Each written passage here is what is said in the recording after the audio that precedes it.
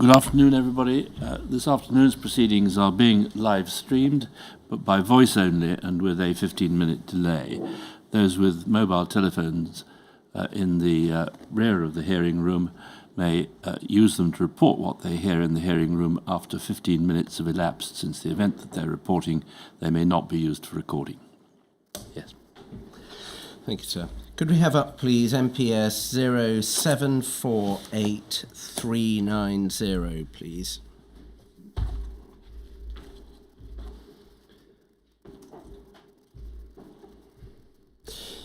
HM58, we're moving now to December 1998, and this is a minute sheet. We can see from minute number 1 that you are writing to DCS Black, and you say that you understood that DCS Black had requested from Detective Inspector HN53 a summary of the state of play of left-wing involvement in the Stephen Lawrence inquiry. The attached note is being compiled from a secret and reliable source which must be protected. A similar intelligence report has been sent to C Squad. Can you help us, please, with the background to this request being made? Not that I can recall. But can we take it that senior management interest in the far left and its involvement with the Stephen Lawrence inquiry remained high? Yes. Minutes 2 and 3 appear to show this report going to both the Assistant Commissioner Special Operations, Mr. Vaness, and DAC Grieve. Is that a fair understanding of those 2 minutes? Yes.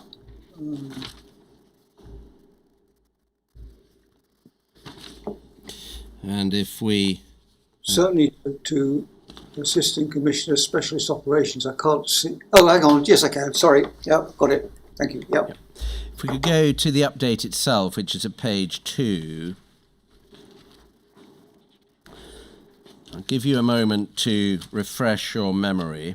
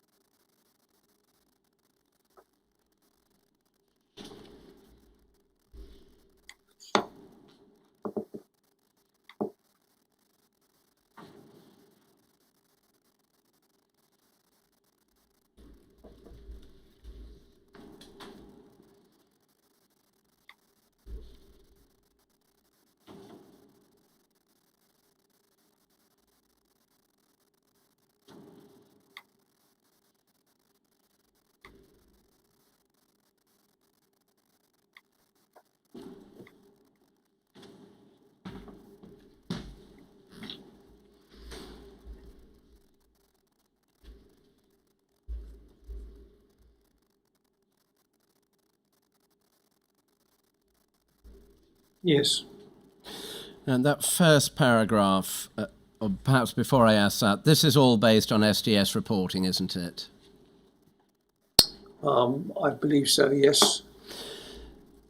That first paragraph is effectively telling us that the Lawrences are not supporting MFJ's efforts on the subject of street action, are they?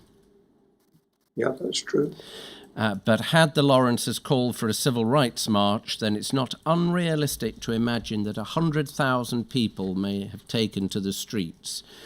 And that's a far cry, isn't it, from the numbers that MFJ were actually able to muster?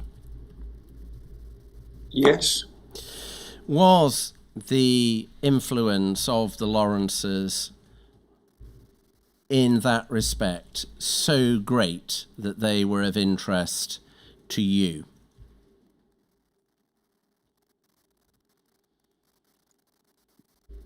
No, the Lawrence, the movement for justice were of interest to us, not the Lawrence. But if you are in the business of public order reporting and the position of the Lawrences affects the turnout by 2 orders of magnitude, the difference between 1,000 people and 100,000 people, is it really right that you are not interested in their position? Well, we were interested. If they were supporting the march, then that would create a lot more people coming on it. If we go to paragraph 2, we see that MFJ are pressing ahead with their much smaller march on the 6th of February. And that's a march that's going to be publicised, isn't it?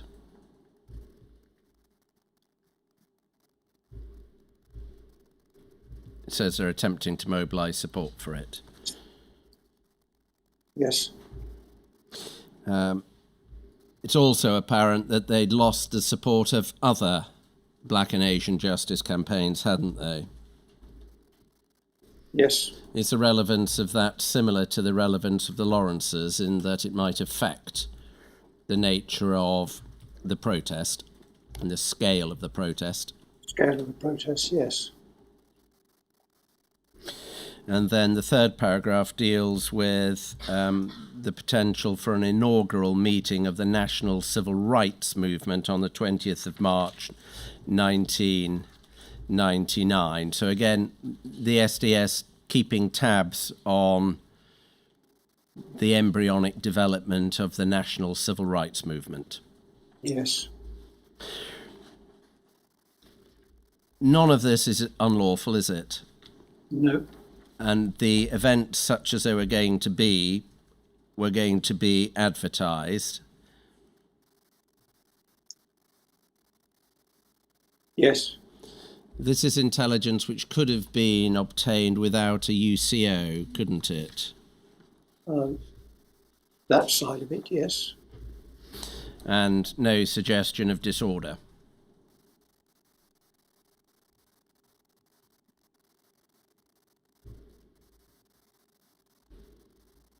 Not in that report, no. Could we move now, please, to MPS 301707?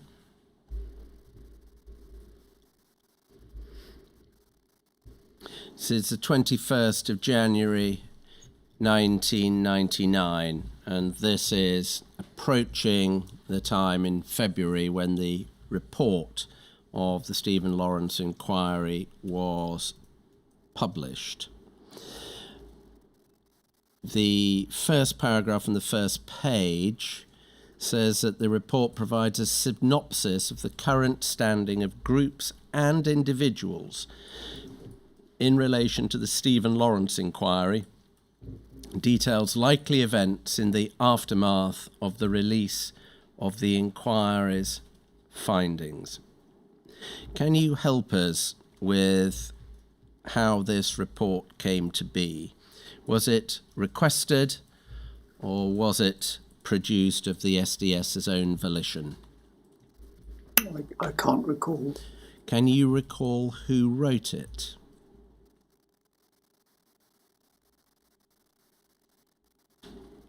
No. Did you see it? I can't recall whether I saw it or not. Is it likely that as the head of the SDS you saw this significant report? I can't categorically say I did.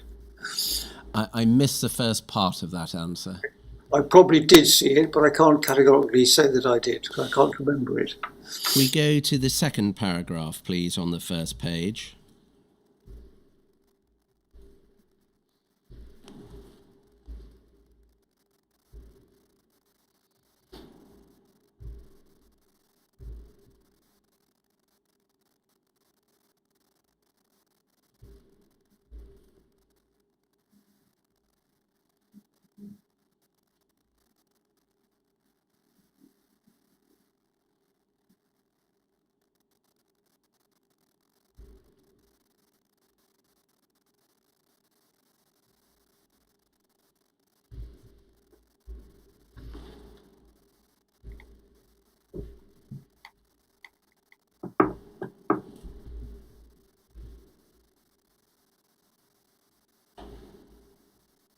Yes. And this is essentially all about the family justice campaigns and their position, isn't it?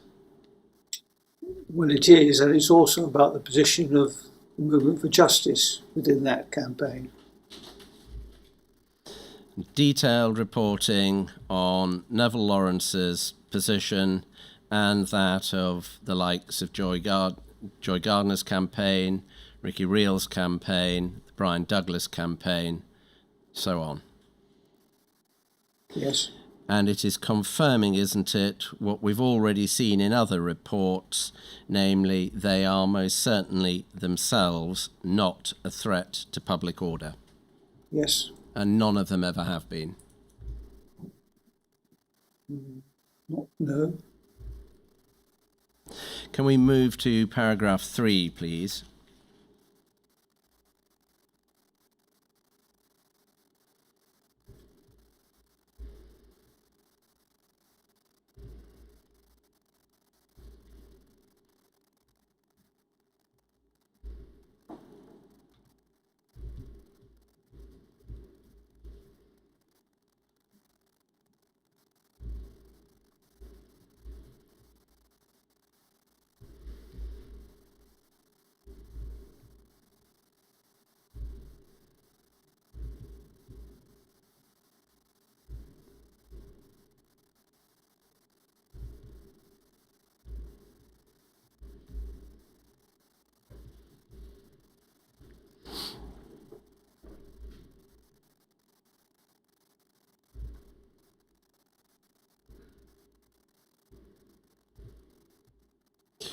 What was the basis for reporting that MFJ had mercenary motives for supporting racial justice campaigns? I don't know. I can't recall. And similarly, the Newham and Southall monitoring groups being very interested in money and using financial muscle. What was the basis of that reporting? I don't know. Can't. We've had evidence from these groups to the effect that what was reported about them financially was factually incorrect. Were you in a position to verify whether or not what was being reported about their finances was correct? No. Can we move now to the section there about, in that blow up about Neville Lawrence? That's it. Thank you very much. The very bottom of the page and then the top of the next page.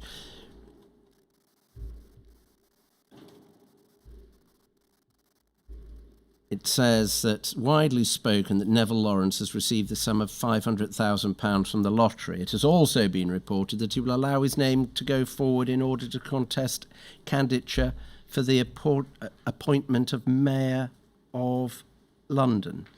Putting aside again whether or not it is true that there was £500,000 of lottery money going to Dr. Lawrence, which he says is in fact incorrect. Again, it's further interest in Dr. Lawrence's finances. We saw some of that this morning.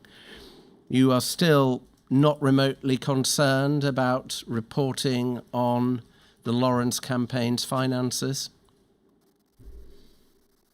Not at the time, no. At the time, did you think it was a good thing to be aware of this sort of information? Well, it's just a general report on the state of, as a report. Does it go to the potency of the campaign? How well funded it is? No. Well, it is material to that, isn't it? I don't think it affects the campaign. Well, a well-funded group is able to do more, isn't it? If they have the support, yes. Is that why you were interested in the financial aspects of the campaign? No, I don't believe so. And so far as reporting a rumour that Dr. Lawrence might stand in the contest to be Mayor of London. It's quite anti-democratic, isn't it, for the police to be reporting on that sort of aspiration? I think it's just a reflection of what the general report was about. I don't think it... In what way was what this report was about linked to Neville Lawrence's, or rumours that Neville Lawrence might stand for mayor? Well, it hasn't got any real relevance at all. It might be a considerable problem for the MPS if someone very critical of the MPS, who believed it to be a racist organisation, were to be elected mayor. Is that right? I don't think so. I don't think it was thought of in that way. And was the prospect of that happening something it was felt should be reported? No, I don't think so. Can we go on that second page to the second paragraph?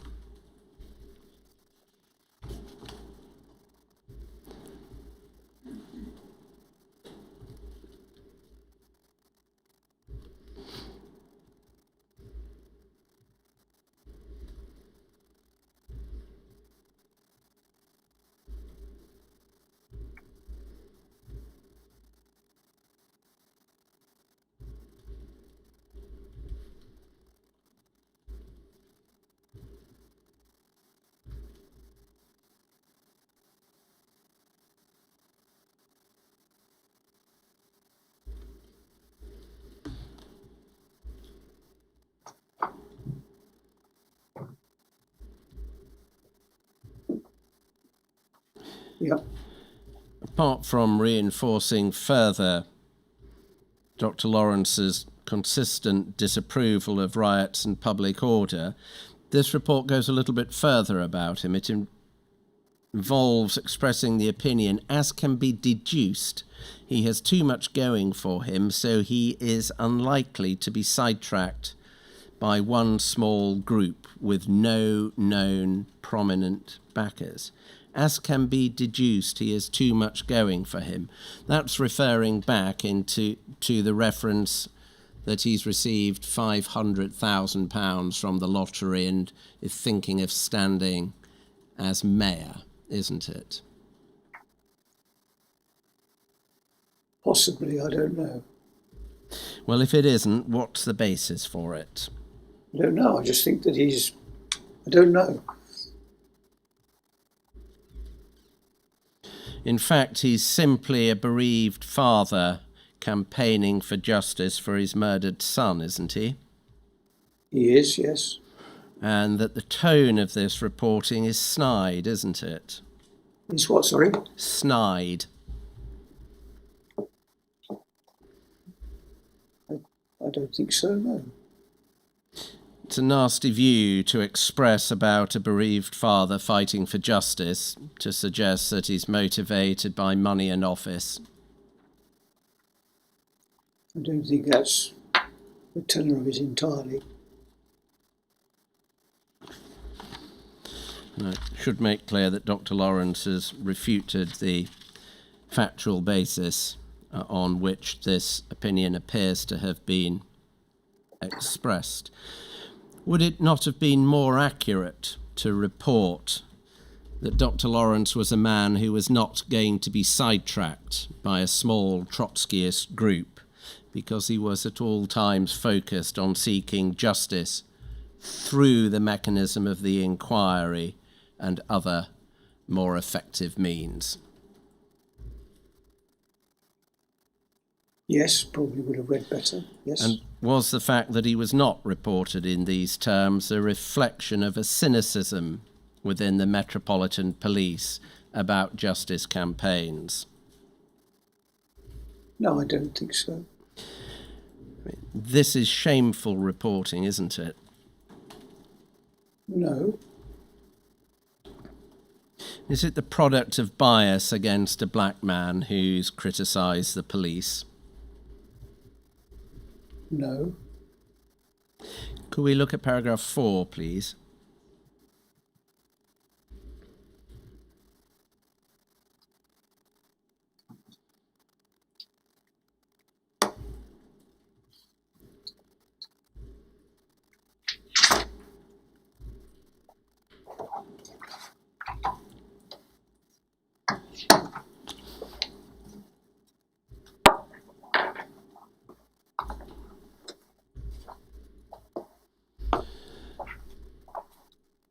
It is 20 years after the death of Blair Peach by the time of this report.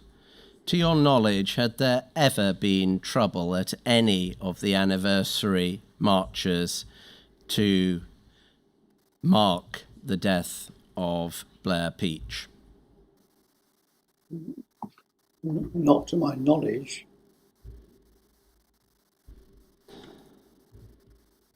Synonymous with the Lawrence death, and therefore unite all of the disparate groups under one banner.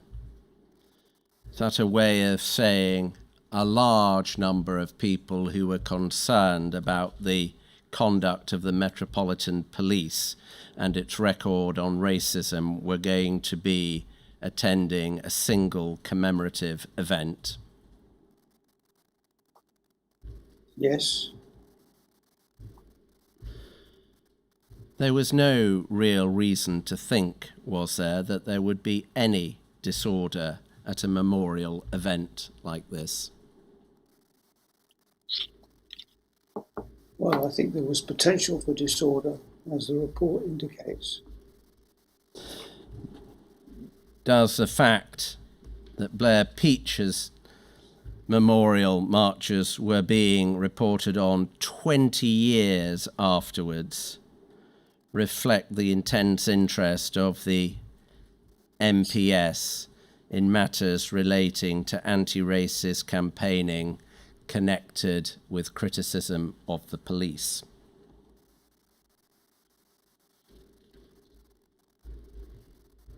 No, I mean, I think it's a report on a future event that's going to take place where there might be large numbers of people present, and the potential for disorder is there.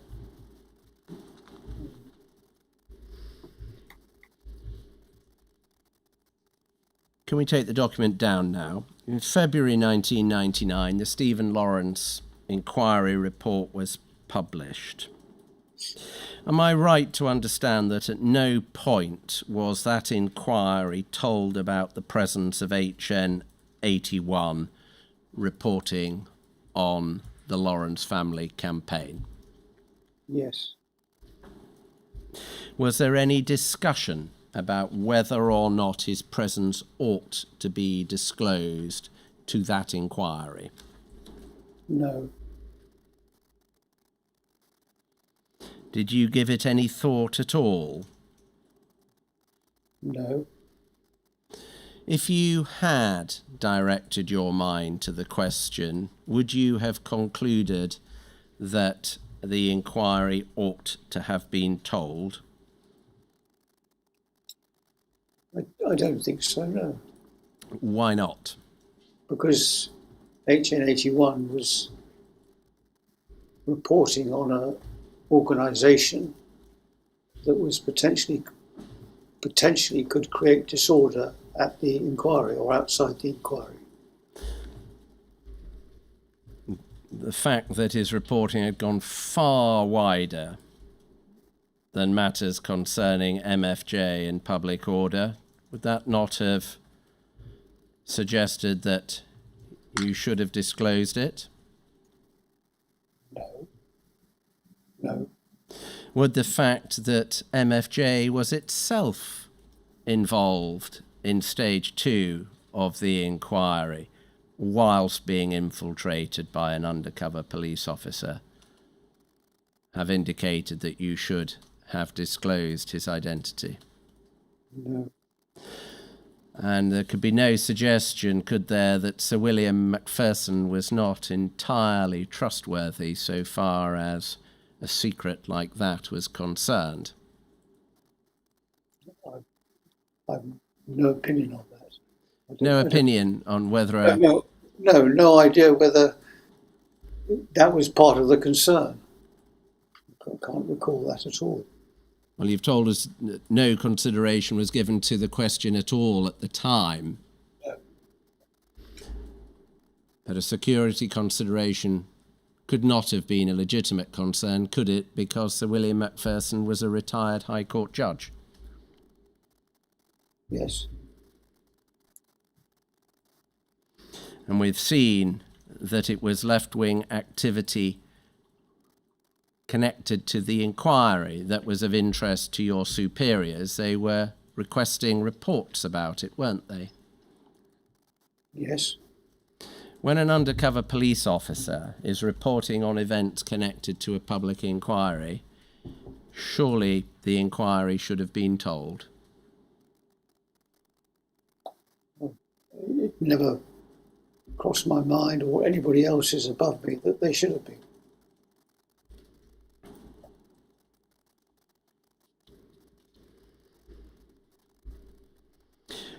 What was your reaction to the conclusions of the Stephen Lawrence inquiry?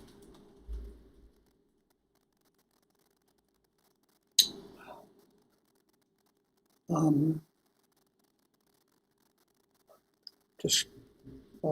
just can't recall. The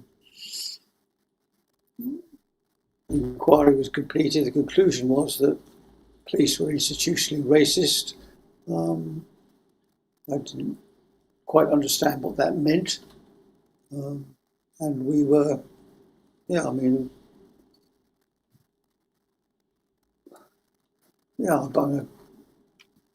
can't remember what my full reaction was at the time. Did you read the report? No.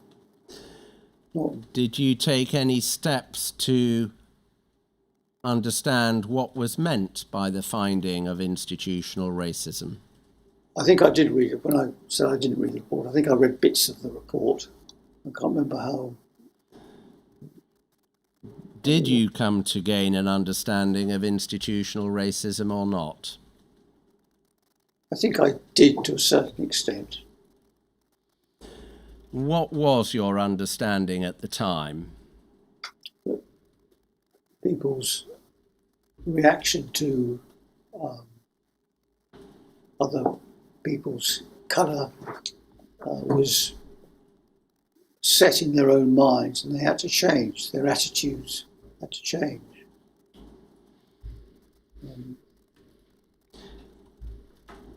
Were there any pronouncements or was any guidance given through the chain of command to you as to how you should conduct yourself in the light of the inquiry's findings?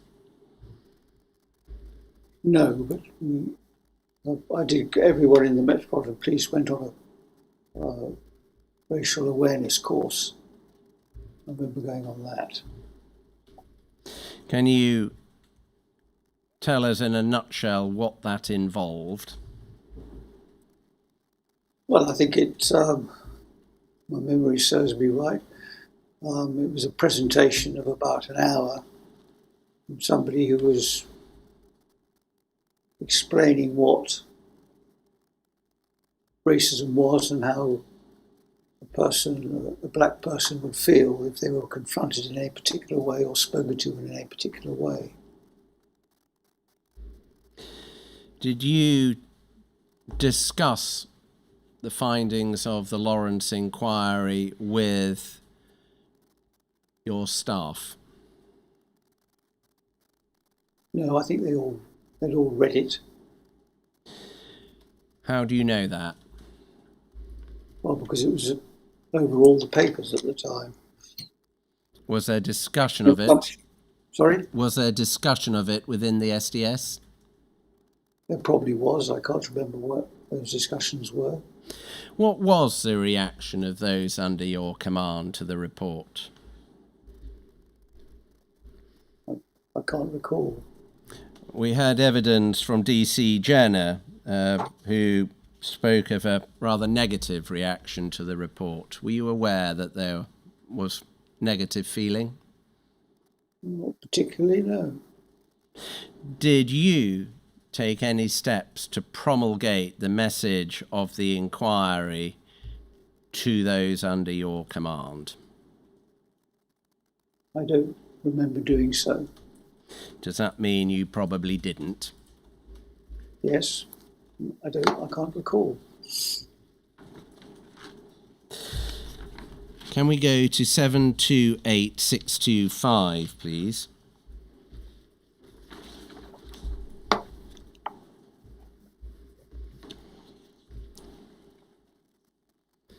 If we go, thank you, to page 11, please. This is a document, when we get to it, that's dated the 31st of January 2000. Strategy meeting about HN 81, at which you, HN 53, and Sergeant Tiddy are present with HN 81. If we look at paragraph 1, please.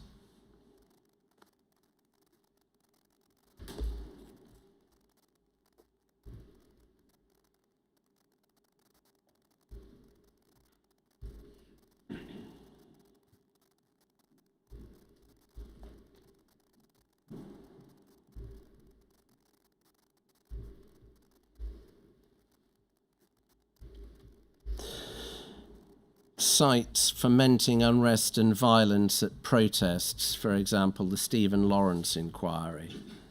Can we be clear what unrest and violence is being referred to there?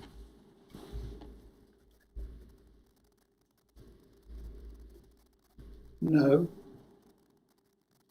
The only disorder that we've seen evidence of in the reporting is the disturbance on the day that the 5 suspects gave evidence, or appeared at, the Stephen Lawrence inquiry, isn't it?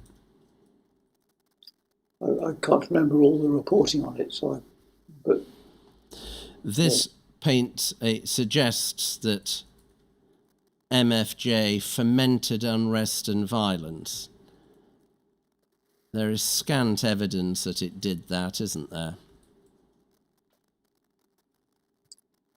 they certainly tried to foment unrest at one of the protests. The high point being their activities on the day that the 5 suspects appeared. Yes. And that wasn't particularly serious disorder, was it? No. And it's clear from this that MFJ were getting nowhere, weren't they? Well, there was still a protest group that was seeking to influence others, but weren't having much success at that time. We have paragraph 3, please.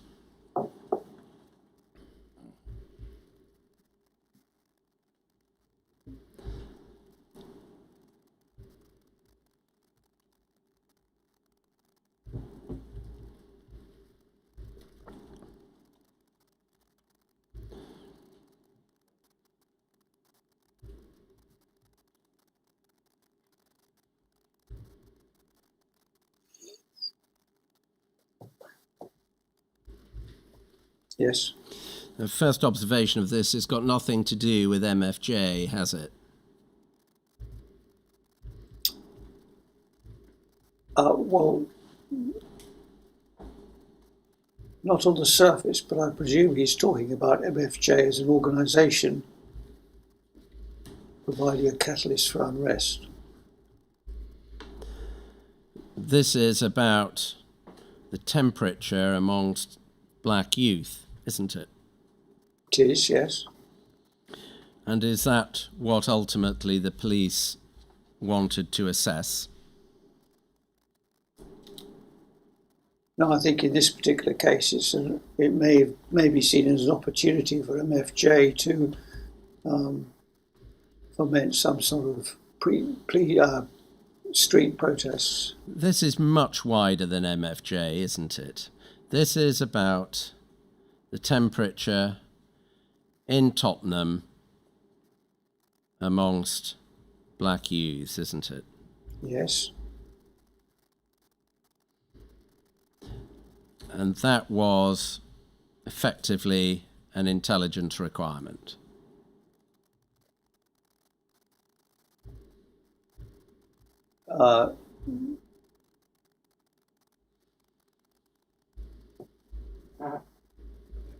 Only in as far as how an organisation like MFJ could influence it. Are you suggesting that the SDS wouldn't be interested in public disorder if it was caused by anybody else? No, that's not what I'm saying. I'm saying that because 81 had infiltrated the MFJ, then that's the organisation that he was speaking about. And the Metropolitan Police Service did not need a UCO inside MFJ to assess the temperature in Tottenham, did it? But it may not have been able to test the temperature any other way.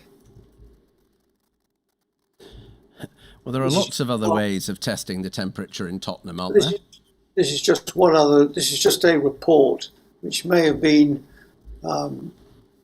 intelligence about an organisation which may have married up with some other reports of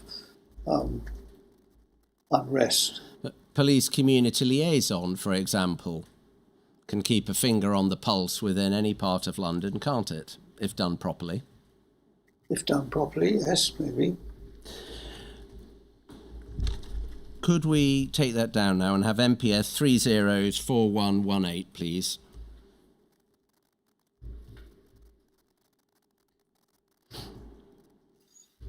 This is a report the 5th of October 2000. It's about the Civil Rights March due on the 14th of October 2000.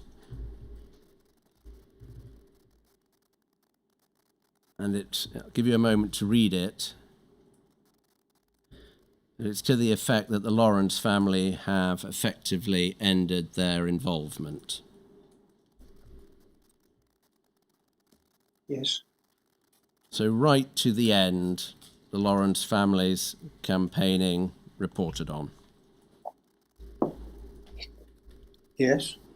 Could we have up, please, 731044?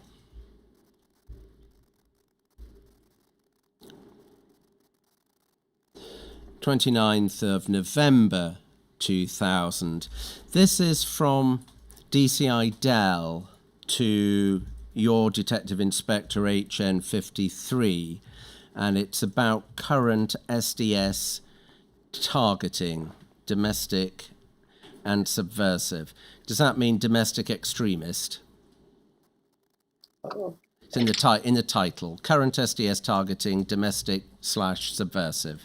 Is that shorthand for domestic extremists and subversive? I think so, yes.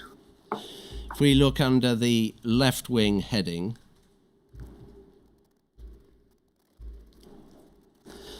second bullet point, the groups covered by Windmill Tilter, Movement for Justice, community-based groups in Brixton, and Movement Against the Monarchy are high priority, and we hope that Windmill Tilter will be succeeded. Now, first of all, it's clear from that, isn't it, that the interest in community-based groups continued and was coming to the SDS from C Squad. Yes. And when it says the groups covered by Windmill Tilter, that is recognition, isn't it, that HN81 isn't confining himself to MFJ. He's using his position in MFJ to report on many different groups. Yes.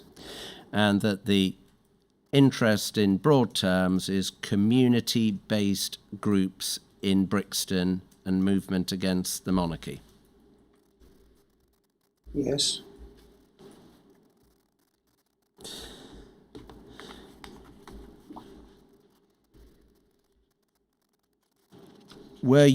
To what extent were you influenced by C Squad's requirements?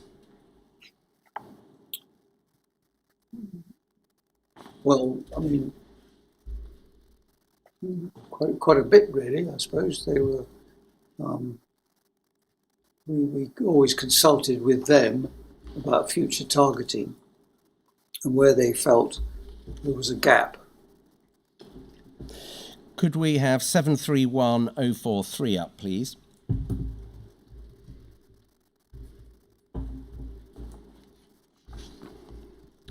December 5th, 2000 now, and this appears to be your response. As it says, on Tuesday, the 5th of December 2000, you'd met with DCI Dell and a detective inspector and another. Under the heading left wing, if we can have that expanded, please.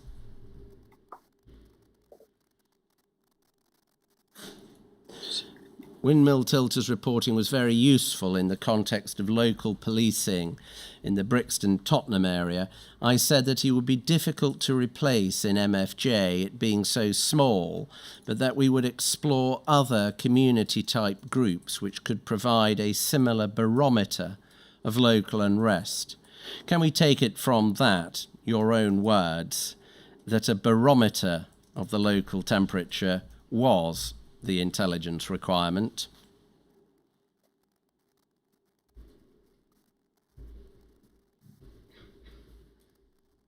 Yes. And it was not the precise group that was infiltrated that mattered, it was access to community type groups. Well, I think it would also, in order to test the barometer, we would have to look into another group. Going into another group because you could not repeat a deployment into MFJ would have the same effect, wouldn't it? You would have someone in the Brixton or Tottenham areas who could report on the local temperature. Yes.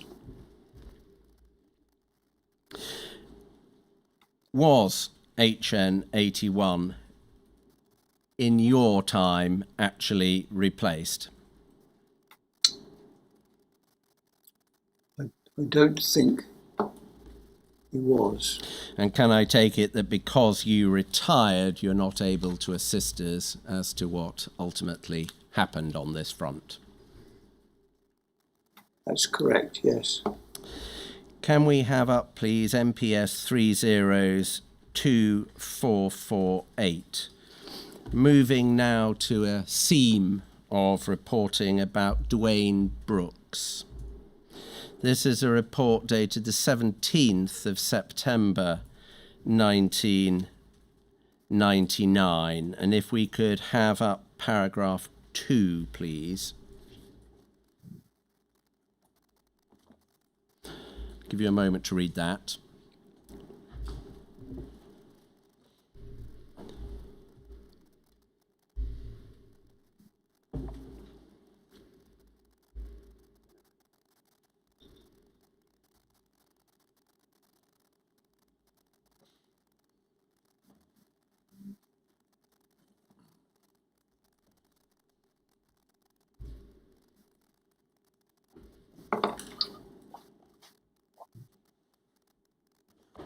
Yes.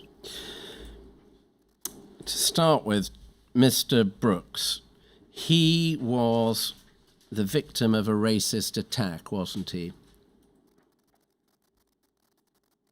I believe so, yes.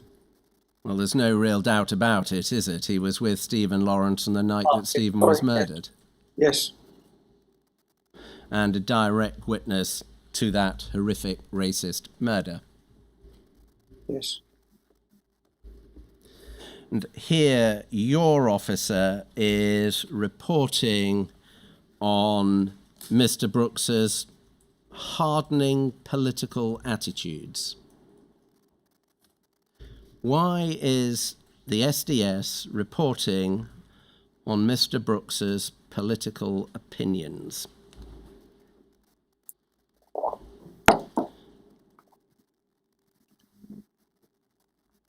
Well, he's reporting on it from obviously a meeting that he's had with them. He's had with his organisation, the MFJ, and this has come out. It's just general reporting. It's background intelligence, I would suggest. Of what relevance, of what policing relevance is Mr. Brooks's political opinion?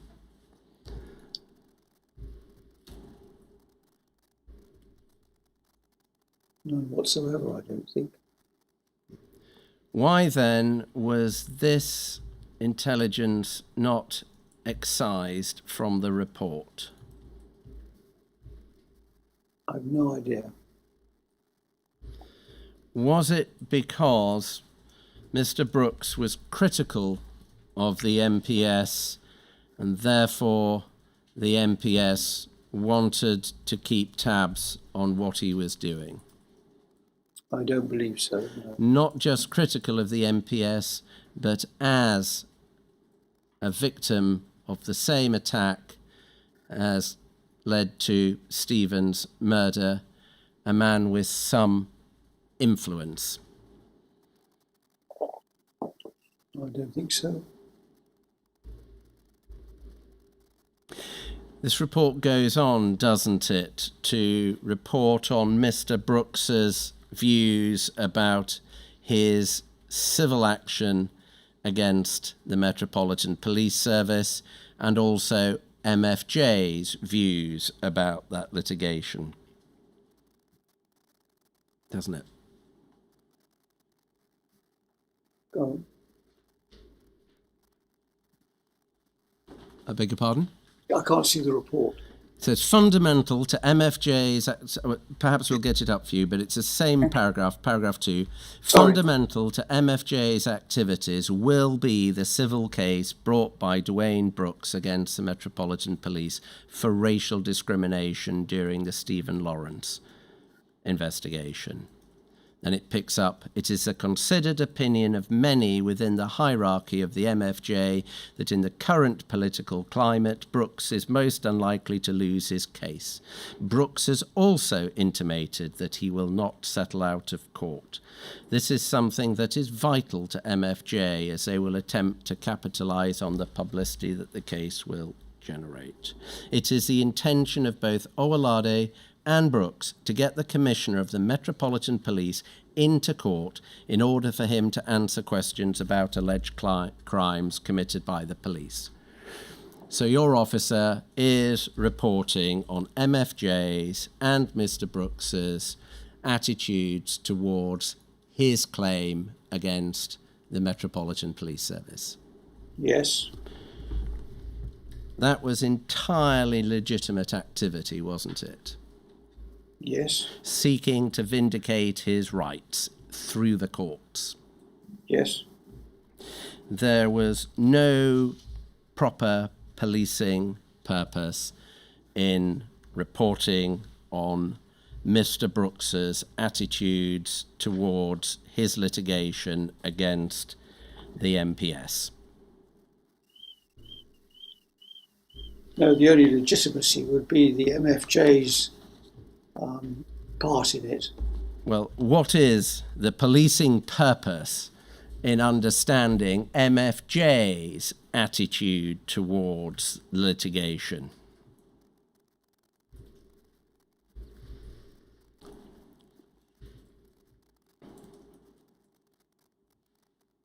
I don't know. I don't know. As a campaigning organisation campaigning against what it viewed to be racism in the police, it was entitled, wasn't it, to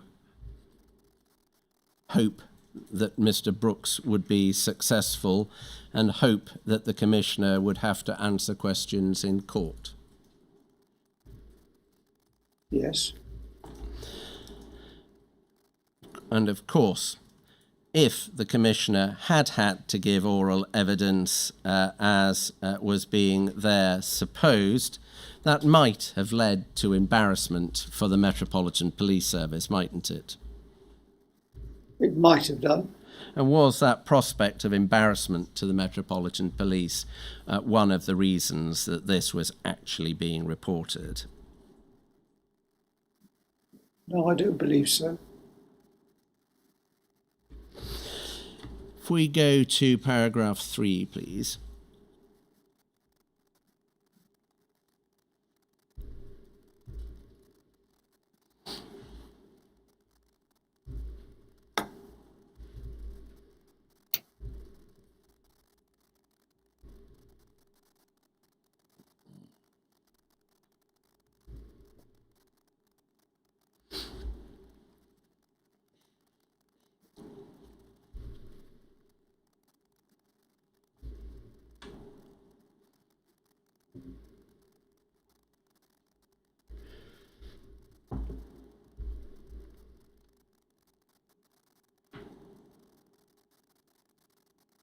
Why is one of your UCOs musing in an official report about the combined effects of litigation brought against the Metropolitan Police Service alleging racism by both Dwayne Brooks and Stephen's parents?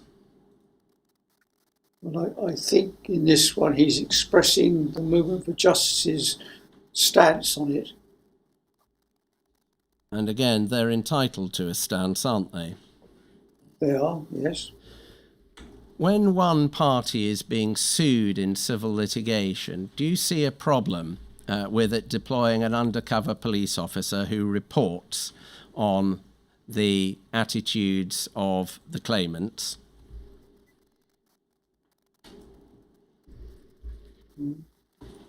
Not at the time, no. I didn't see any Now? at all. I think now, with hindsight, there probably would be issues. Those issues should have been apparent at the time, shouldn't they?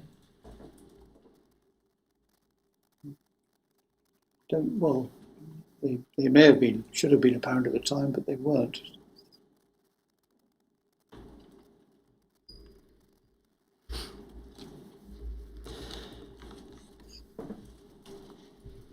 Can I go to MPS 304908, please? Before we go on to the next document.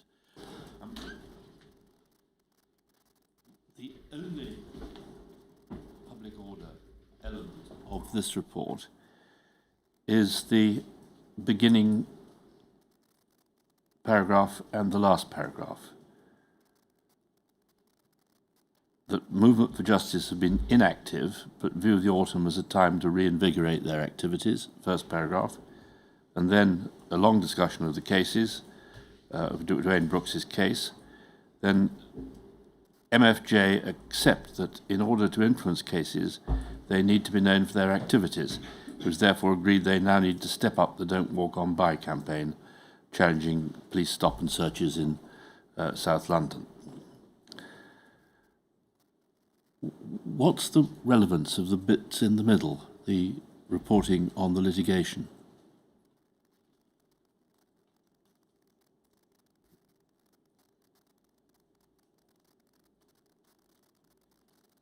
I'm not sure. I think it's just setting the scene of what the MFJ's stance is in relation to those campaigns.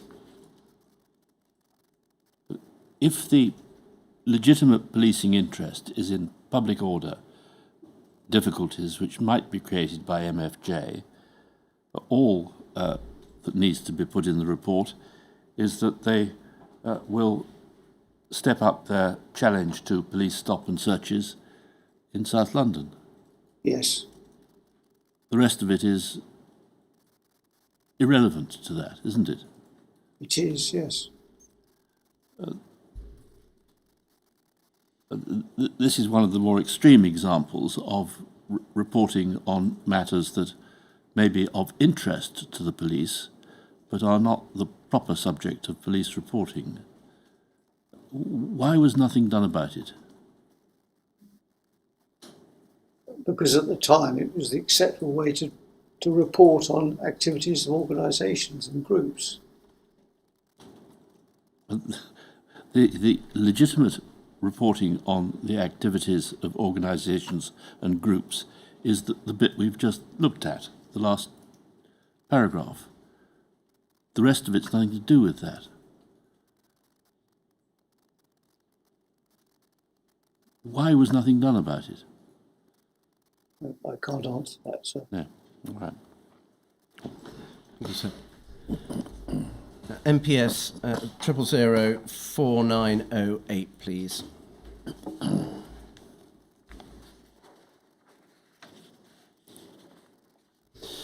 This is the 19th of December 2000. If we could have that blown up, please. Again, 81's reporting, again on Dwayne Brooks. Dwayne Brooks' civil case against the Metropolitan Police continues unabated. He has been offered £75,000 in settlement, but is most unhappy with this derisory sum. He is after a similar amount to that offered to the parents of Stephen Lawrence, £300,000. However, there is a possibility that he will lose legal aid if he refuses the offer, brackets if the barrister thinks that the offer is reasonable. Brooks does not enjoy general black community support due to his lack of patronage for other similar causes. The Dwayne Brooks case is therefore unlikely to cause any future large-scale public demonstration. So UCO is reporting here on the settlement negotiations between the MPS and Mr. Brooks. Did this ring any alarm bells?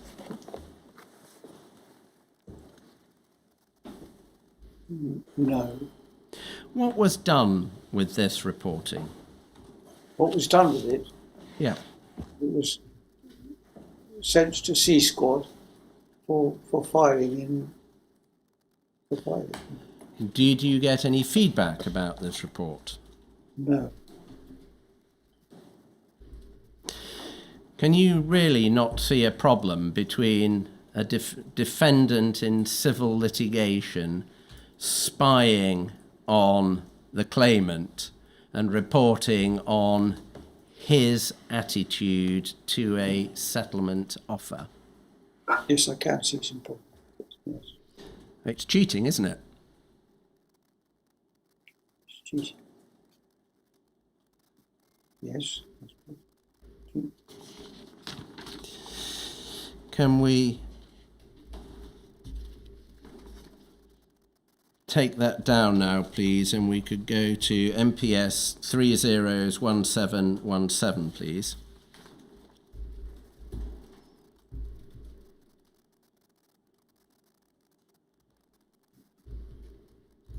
In fact, before we go there, no, we'll carry on with this. This is moving on to reporting on the Friends of Roger Sylvester in a march of the 24th of January 1999. So if we look at the first paragraph, just to set the scene for you, this is about a march or a vigil that took place in Tottenham, or had taken place. Can we look at the second paragraph, please?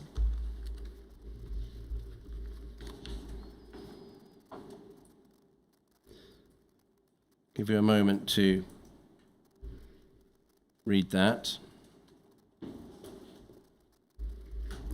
Again, care being taken to record various representatives of various black justice campaigns.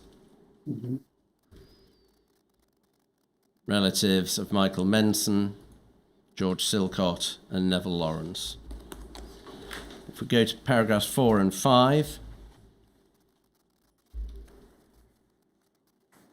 this is an ex post facto report and therefore contains an account of what happened.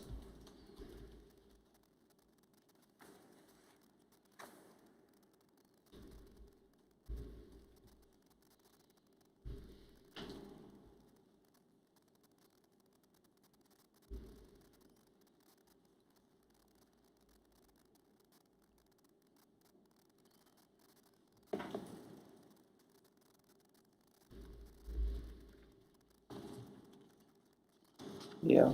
Would you agree that there was nothing particularly unpredictable here? No. I mean, I agree there's nothing particularly unpredictable. If we go to page 2, please, in the last paragraph.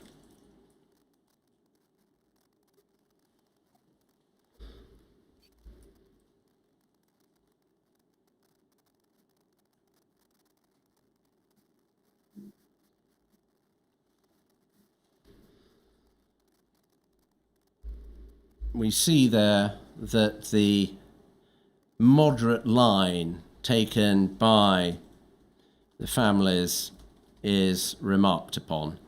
Very much the consistent picture, isn't it? Yeah. But then it posits a different type of family may take a different line. Was there ever a different type of family? Not that I'm aware of. Could we have MPS 301752, please?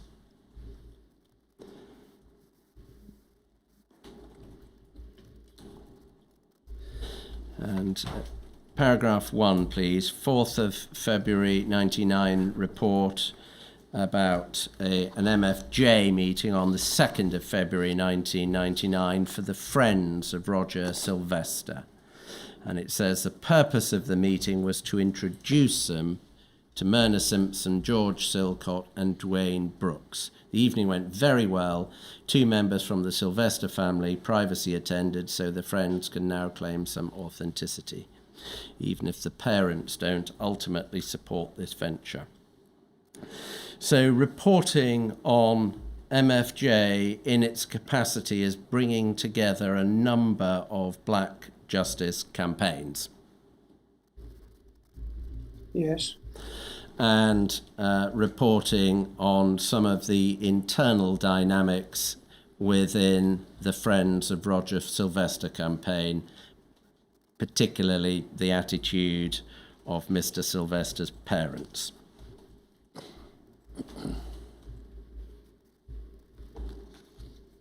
Yes. So this is very much in the same vein, isn't it? You've got a man in MFJ reporting on the justice campaigns that they're liaising with and reporting on the dynamics within those justice campaigns. Yes. The same sort of thing that we saw in significant volumes with the Lawrences. Yes. Could we go to paragraphs 2 and 3, please?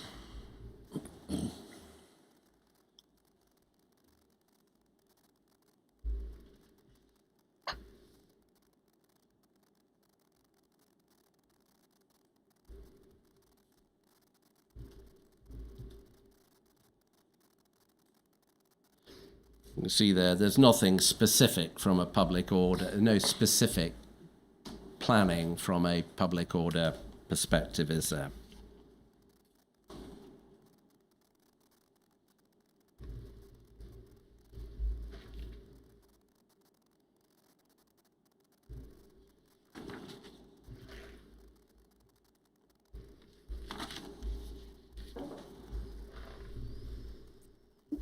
Well, apart from favouring street action. There's no specific plan. No. Could we have MPS 0001895, please? This is a 15th of March 99 report on a march that had occurred 2 days earlier on the 13th.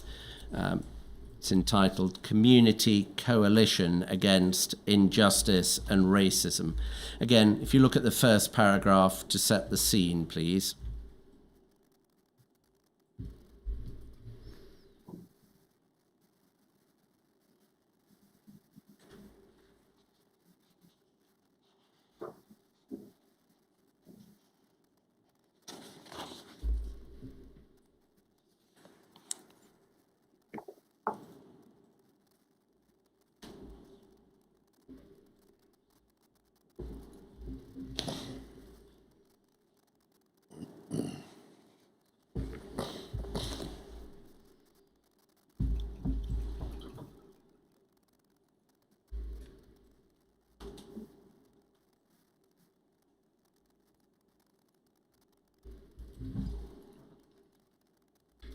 Yeah.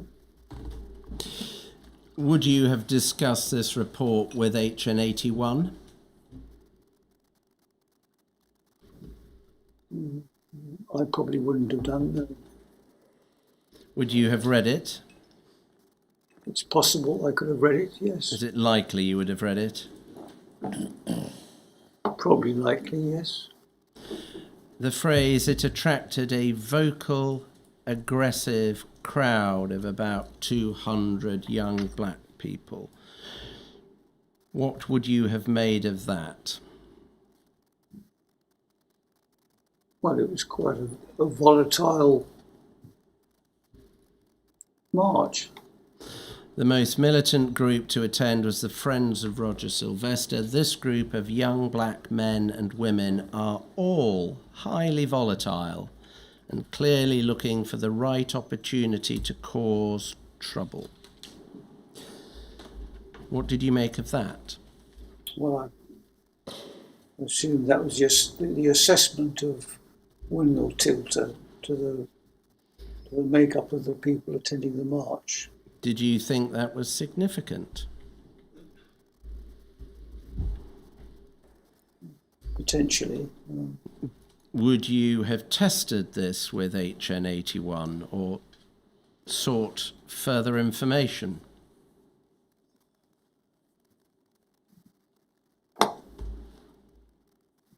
Wouldn't have thought so, no. Did it strike you that they were all being described as highly volatile and looking for an opportunity to cause trouble?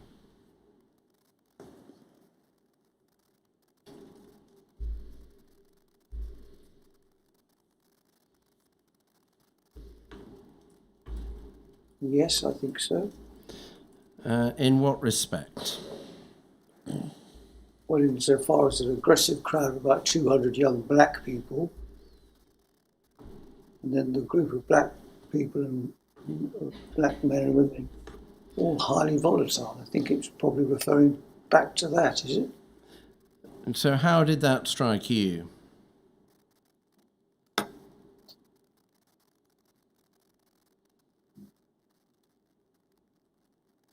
Well, I mean, it's a potential for some disorder on the march. Did you consider that there might be some racial stereotyping going on in this report?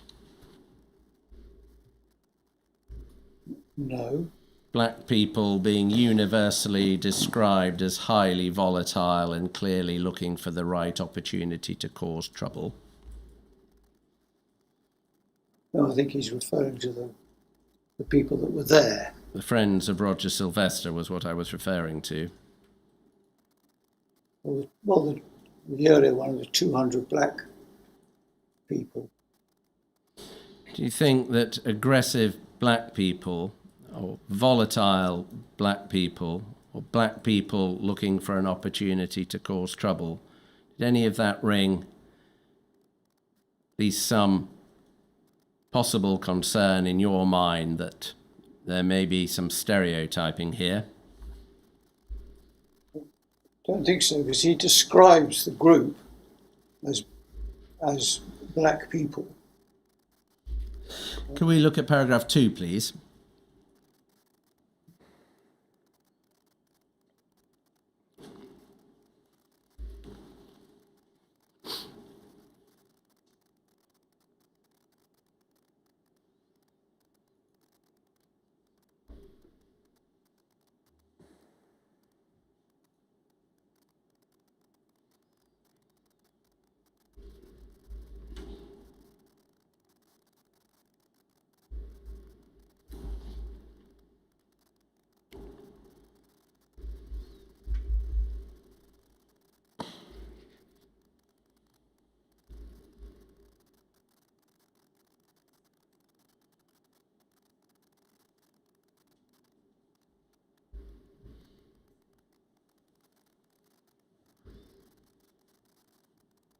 Yes.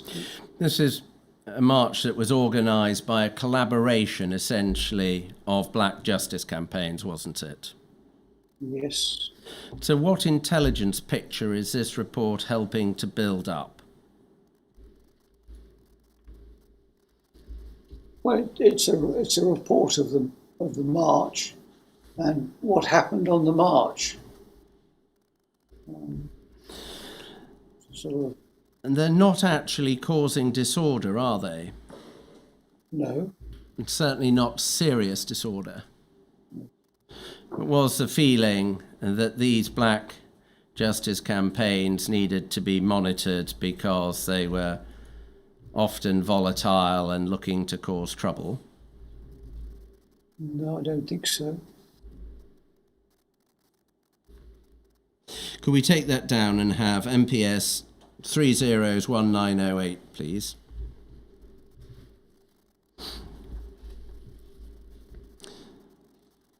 This is a report on the MFJ's inaugural national conference on the 20th and 21st of March 1999 at Southwark University Students' Union.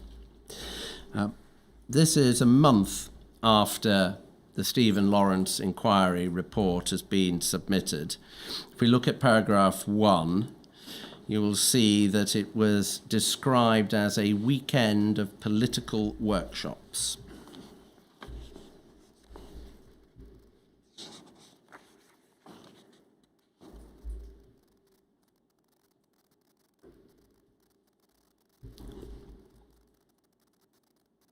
Yeah. If we go to paragraph 3, please. See here that Delroy Lindo of the Winston Silcott Defence Campaign was at the conference and was talking about expanding MFJ's campaigning to Tottenham, campaigning that would take the form of setting up a stall at Seven Sisters Tube Station every Saturday for 2 hours.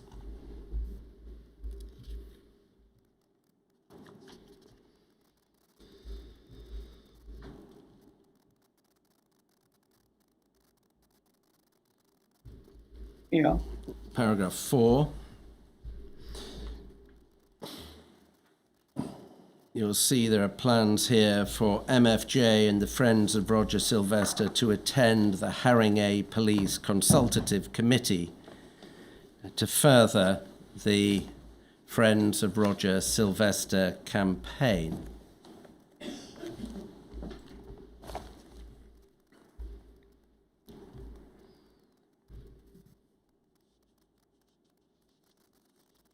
Goes on to say that Mr. Owolade and Mr. Lindo would influence sufficient control to ensure that there would be no disorder, that Mr. Michael Mansfield was due to speak at the meeting. Goes on to say there might also be a token presence at the meeting of the Islington Police Consultative Committee. Do you see that? Yes.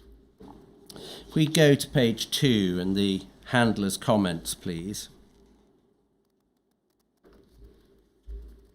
It says that the meetings at Haringey and Islington passed to acting detective inspector, and then we've redacted the name, 23rd of March 1999 at 10 o'clock. Does that mean the reporting to the effect that MFJ and Friends of Roger Sylvester were likely to attend the Haringey Police Consultative Committee to further their campaign and might attend the Islington meeting was passed to uniformed police?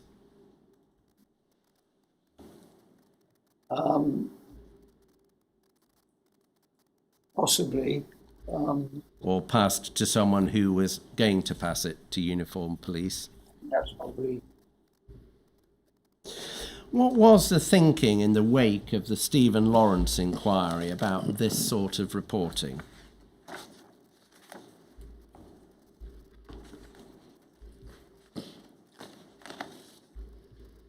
I mean, I don't know. I can't recall. I mean, the sort of reporting that we saw in the run-up to and during the inquiry essentially appears to have continued unchanged afterwards. Is that a fair comment? Yes. The prospects of any public disorder at a police consultative committee meeting at which Mr. Mansfield was speaking, and in the light of the reporting we've read, was negligible, wasn't it? Was Michael Mansfield going to be at that same meeting? I can't remember. We can go back to the paragraph 4 on the last page.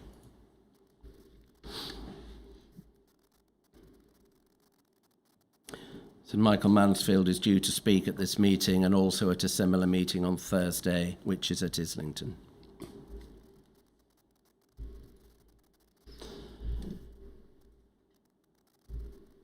Okay, yes. So, negligible risk of public disorder here, isn't there? Yes. This is political campaigning against racism.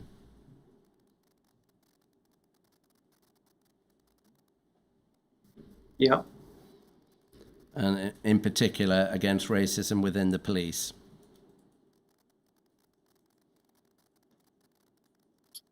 Yes. A month after a public inquiry has found the Metropolitan Police Service to have been institutionally racist. Yes. Why is the SDS still reporting on this sort of political campaigning? Because the MFJ are still involved or potentially seeking to get involved within those groups. And there may be some public protest on the streets. Was there any consideration as to whether it was disproportionate to continue to do so? Don't think so, no. Or insensitive? No. Or risky? No. And was the need to report this felt to arise from the nature of the protest as anti-police and anti-racist? No, I think it's because of the involvement of Movement for Justice. Was any consideration given to the justice campaigns that were being so heavily reported on, and whether a manifestation of institutional racism was the desire to report on people like this pursuing their legitimate campaigns?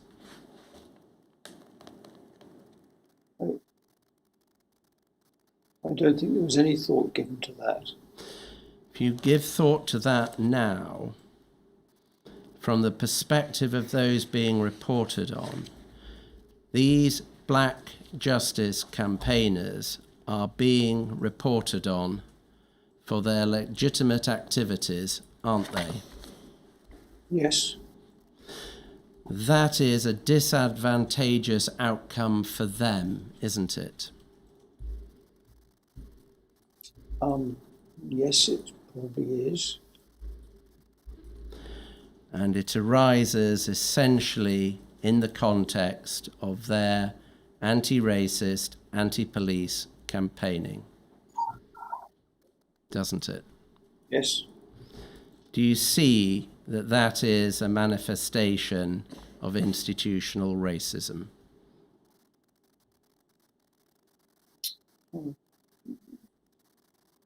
Could be seen as that way, yes. So is that an appropriate time to break? Yes, it is. You may not have heard, but I did, the concluding observations of Bernard Renwick, Roger Sylvester's relative, who said that there is a place for surveillance, but surveilling grieving families is not the time. I was moved by that. May I take it that you agree? Yes, I do. Thank you.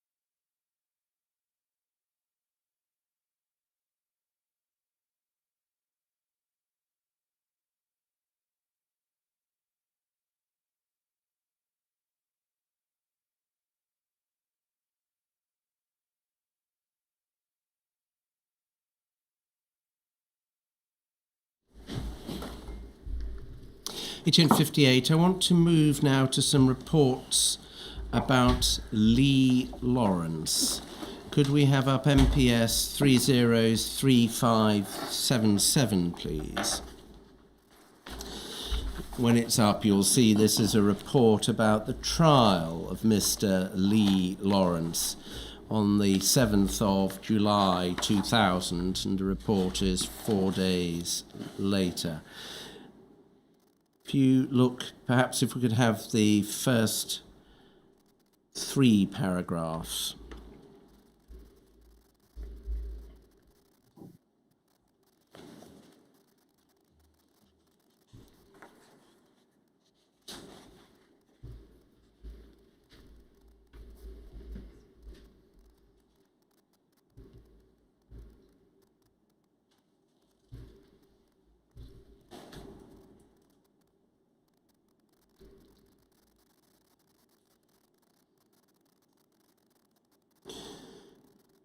Would you agree that this shows, first of all, the support being afforded to Mr. Lawrence by, amongst others, 2 prominent black justice campaigners, Mr. Brooks and Mr. Lindo, and also that the reporting in the 2nd and 3rd paragraphs is entirely confined to reporting events in and around the court?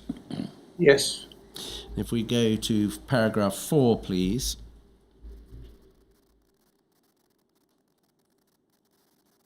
Paragraph 4, I'll give you a moment to read it, but it appears to be about how it was said MFJ was seeking to use the case to criticise the police.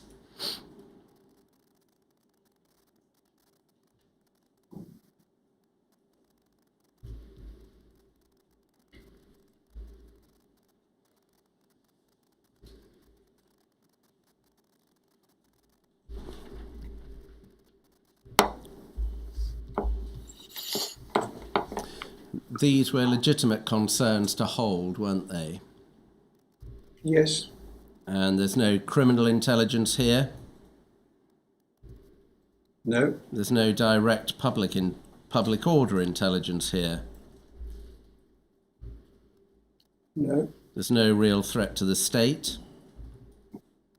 No. But what there is reporting on police accountability campaigning by black people involved in black justice campaigns. Yes. Could we have MPS 303758, please?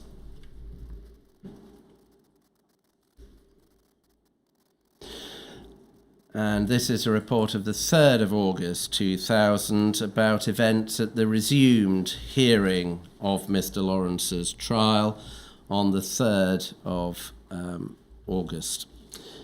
If we have the text expanded, please.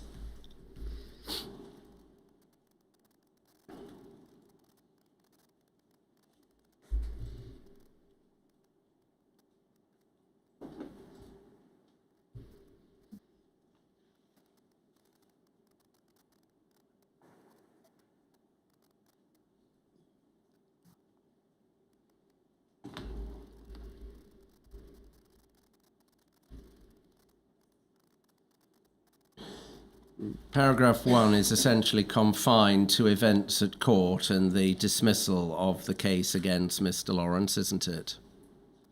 Yes. And the 2nd and 3rd paragraphs are about the consideration that were being given to challenging the CPS's decision to prosecute Mr. Lawrence in the first place.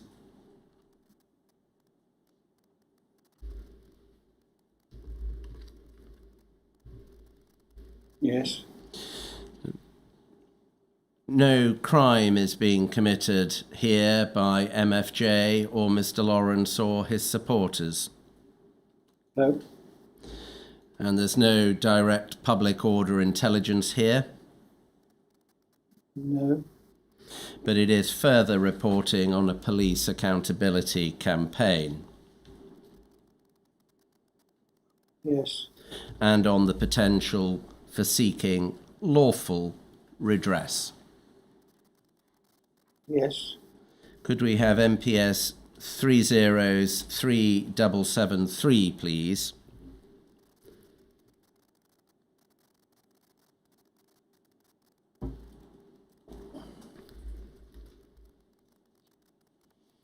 This is a report dated the 11th of August 2000.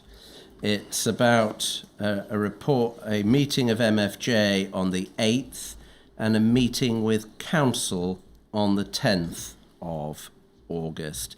Could we start, please, by looking at the 3 paragraphs of text on page 1?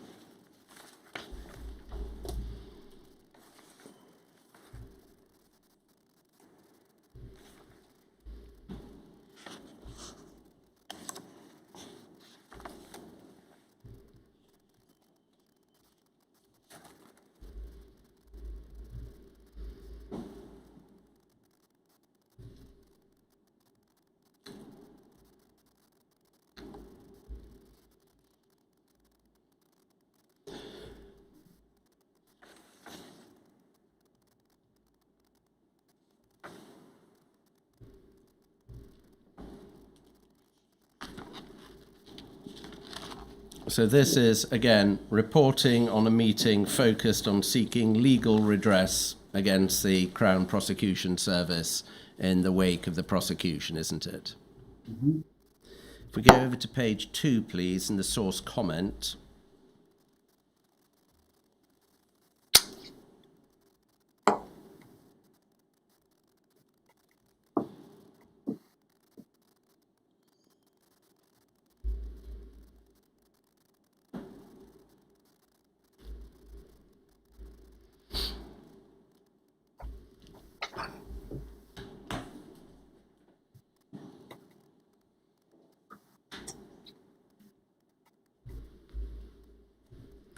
That seems to record the view that MFJ was using Sherry Gross, Lee Lawrence and Stephen Lawrence cases to help their anti-racist campaigning.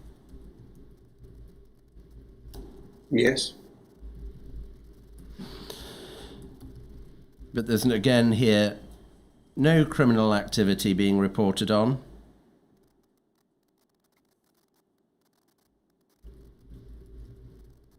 No. No direct public order intelligence.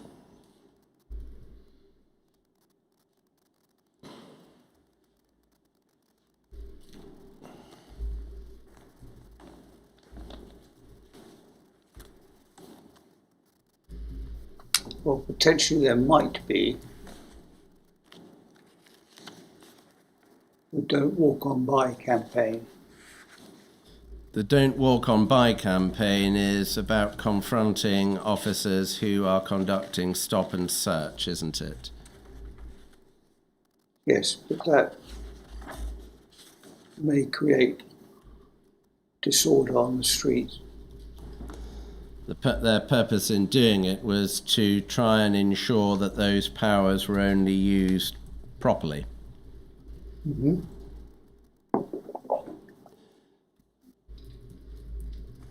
But beyond the risk that that might create some sort of incident, there is no, and that is not direct evidence of public disorder, is it? It's just a mere possibility.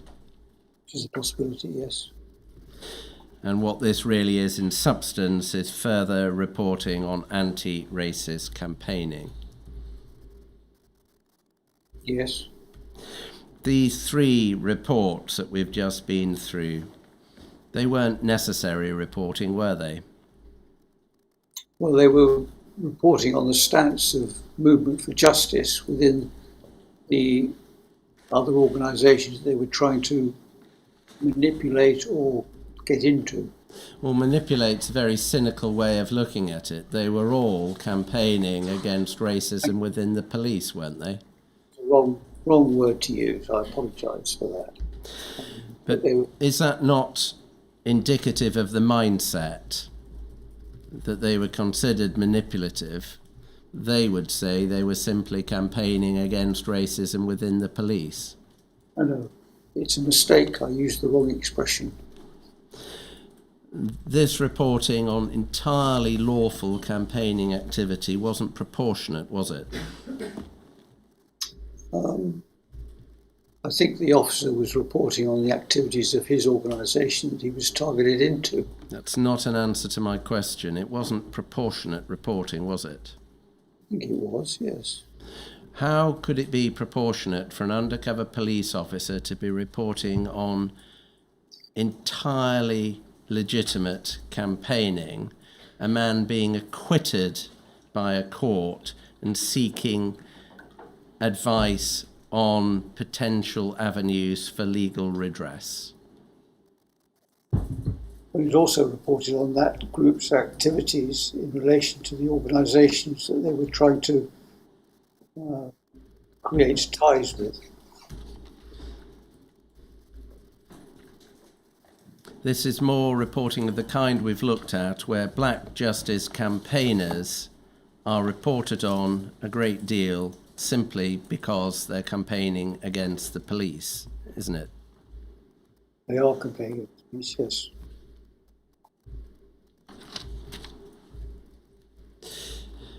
Can we take that down now, please? Some general questions standing back now about HN81's deployment. You've told us that the intelligence was going generally to C Squad. We've seen some examples of specific reports going further up the chain within the Metropolitan Police Service, either directly from the SDS or relying on SDS reporting. Who were the other customers for HN81's reporting? I mean, apart from those that have been noted in the minute sheet, so I'm unaware of anybody else's. Do you know whether Chief Superintendent Foy in the Brixton area was receiving any of this reporting in actual or sanitised form? I don't know. I've no idea. What feedback did you get?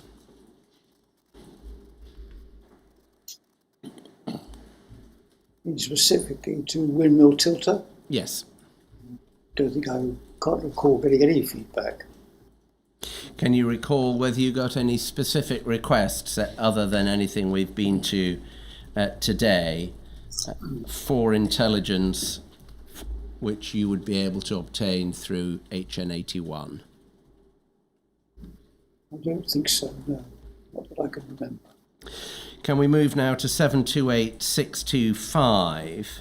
This is HN81's withdrawal strategy, drafted by Sergeant War and is dated the 20th of July 2000. If we could just move through to the next page, please. Thank you. That's the recommendation for commendation. I'm looking for the withdrawal strategy. Thank you. The 20th of July version. That's an earlier one.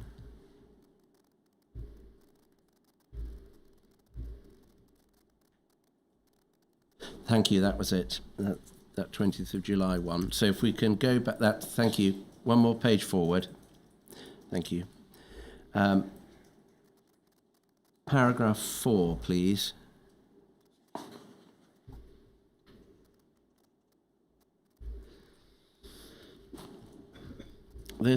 Would you have seen this document, the withdrawal strategy for HN81?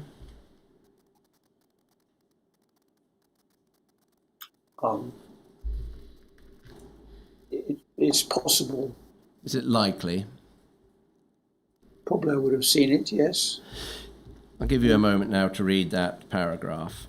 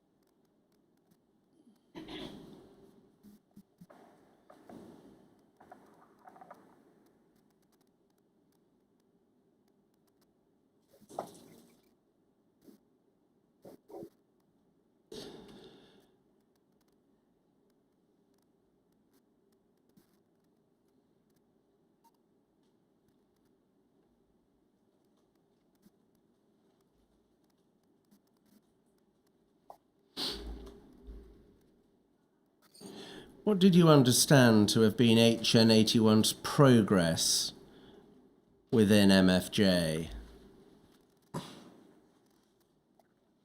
Good. It talks about progressing through the admittedly thin ranks. Was it a very was your understanding that it was or was not hierarchical?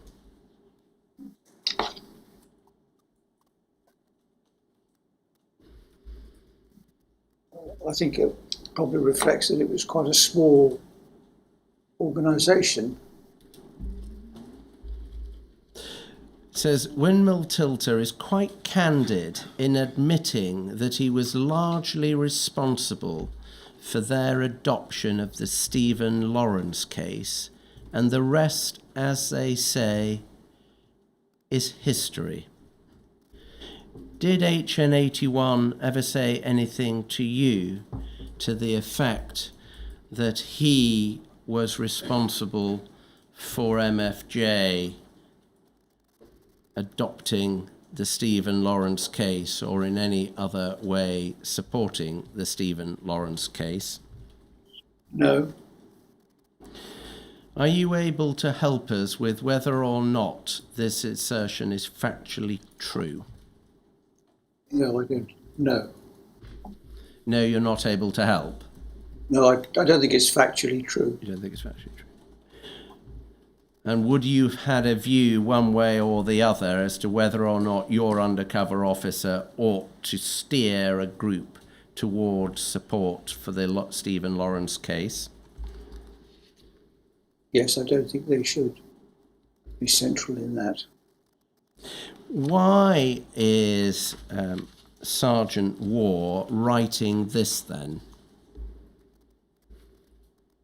I've no idea.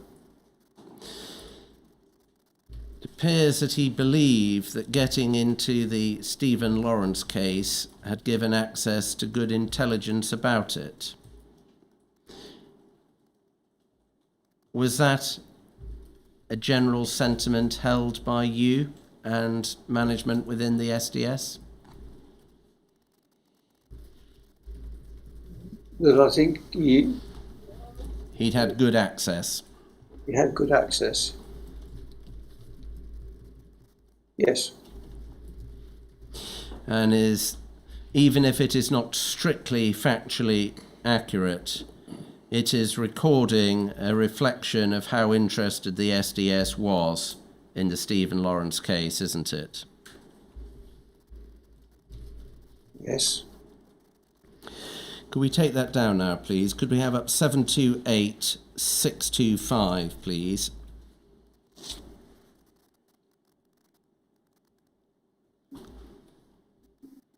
And could we have page 3? This is a recommendation for commendation. It's dated the 2nd of October 2001, and so it's created after your retirement, and I will bear that in mind. But I would like to put the second bullet point to you. This is a series of bullet points extolling the virtues of HN81's deployment. Detailed and timely intelligence on the plans of the extreme left and anarchists to join environmentalists and disrupt the commercial life of London with anti-capitalists. Copy of the Home Secretary's appreciation of the quality of the public order operation mounted in June 1998, communicated to AXO, rests on DC 81's file. Was there any letter of appreciation from the Home Secretary in relation to HN81? Not that I can recall. Is there some confusion here, and is this a reference to Boyling's operation and the 1998 RTS protest? It could be. Was there a letter of appreciation from the Home Secretary in relation to Boyling's work in 1998? I can't recall. I can't recall seeing anything. Would you have been likely to recall it if there had been a letter from the then Home Secretary? I think so, yes. Pass on from that little curiosity to the authorisation paperwork for HN81's deployment. Can we go first to 526760, please?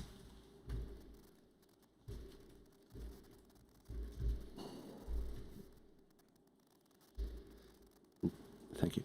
We understand this to be the 9th of October 1998 version of the SDS Code of Practice. Yesterday I took you to a slightly earlier draft.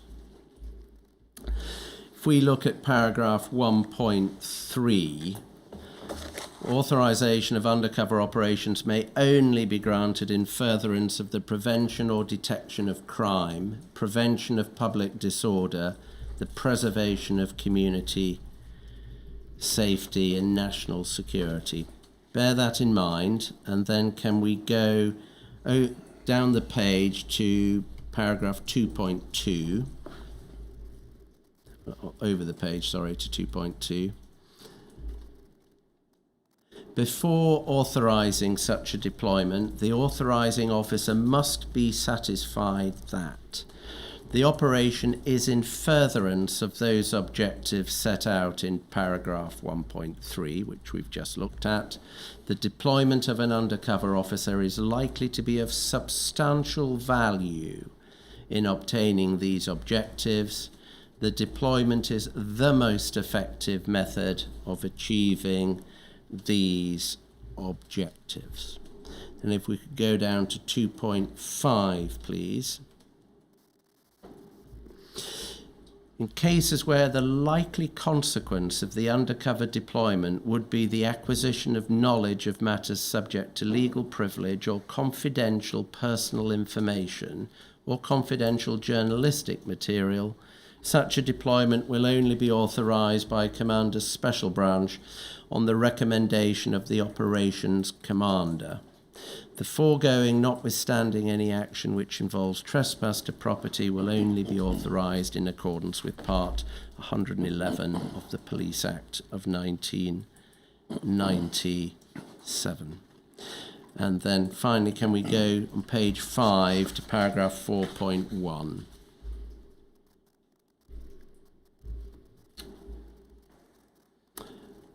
Sorry, you'll have to go back a page. It's paragraph 4.1. Thank you. Authorization for deployment will be for 4 years. This will be reviewed on an annual basis before the authorizing officer, who will give his or her written authorization for continuation. There will also be interim reviews as and when decided necessary by the authorizing officer when an undercover officer is redirected to a new target. Now, if this comes into force in October 1998, by that stage HN81 is already deployed. We've got an application for authorization for HN81 which is dated May 1999, to which I shall take you in just a moment. Can I take it that that May 1999 application for authorization would be following the process of annual authorization, annual review of authorization for an extant deployment? Yes. If we go to 748789,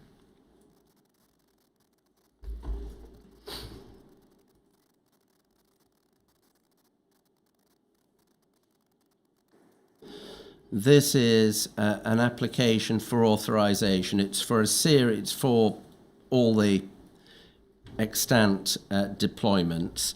If we go to page 8,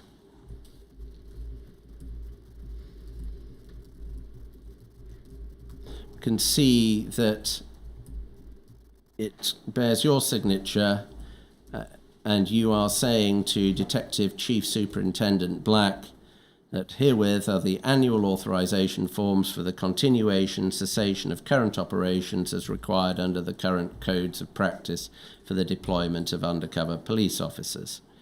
If we go to page 4, please. This is the application in respect of HN 81. Records the commencement date, the target group. If we look at the developments and summary, please.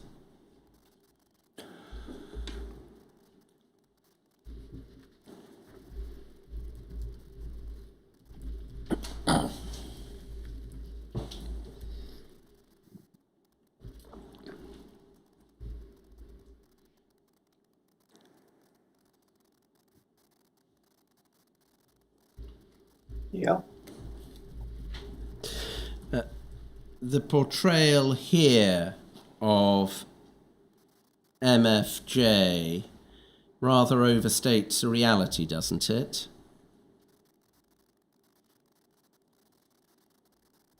Well, I don't know that it does. I mean, they're constantly attempting to galvanise community groups to oppose police. They've been at the front of public order events. Well, put another way then, it doesn't, in terms, say that they are causing public disorder. No. And isn't causing public disorder very important to the question of whether or not this deployment was justified? Yes, it is important, but you don't know where the public disorder, when it will occur. And against the criteria that we've looked at, this doesn't really engage in very much detail, does it, as to why a deployment into MFJ would be justified on public order grounds, going to be of substantial value, and not a goal achieved by some other manner, does it? No. By this time, you at MFJ were not actually involved in serious public disorder, weren't you? Yes. They were essentially angry and vociferous, but not violent. Well, there's a fine dividing line between anger and vociferous, turning it into violence. So, and there's no mention here, is there, of the considerable volume of reporting that we've seen into the groups with which MFJ was either communicating or trying to communicate? no. No mention of considerable reporting on the Lawrences or other Black and Asian justice campaigns. No. So it wasn't a very fulsome explanation of what HN 81 was actually doing. No. And that was relevant to whether or not HN 81 ought to continue, wasn't it?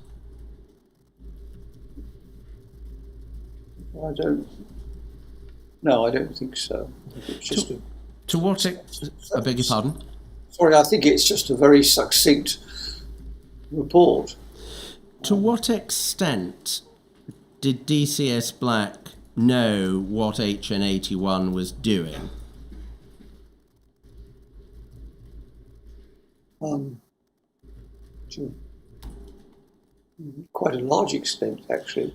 What I'm driving at is this a very succinct summary in circumstances where DCS Black knows full well what 81 is doing, or is this a succinct summary in circumstances where he will be left none the wiser? No, I think he probably knows very well. He knows very well what 81 is doing.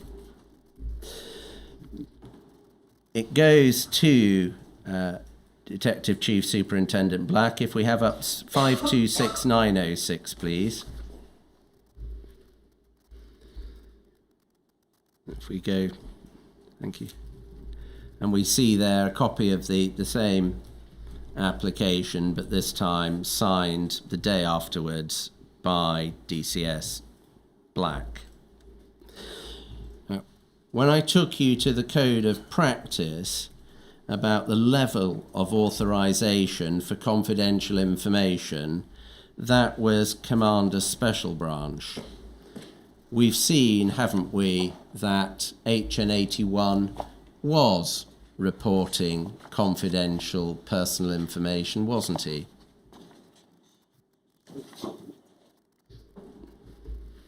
Yes. And you're applying to DCS Black. Shouldn't you have been applying to Commander Moss?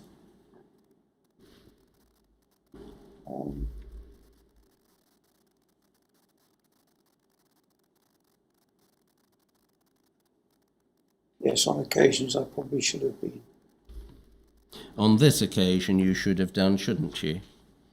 Yes. Yes.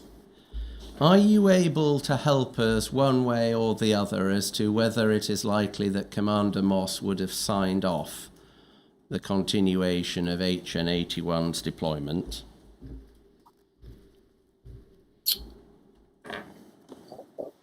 I've no idea. You'd have to ask Commander Moss that.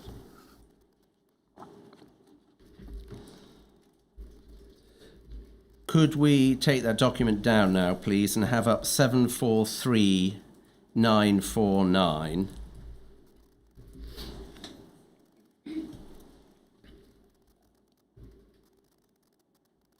We're moving now to authorisations after the coming into force of the Regulation of Investigatory Powers Act. This is the signed version of the authorisation for 81. You will see that you are down as the Deputy Controller. As such, would you have seen this paperwork? I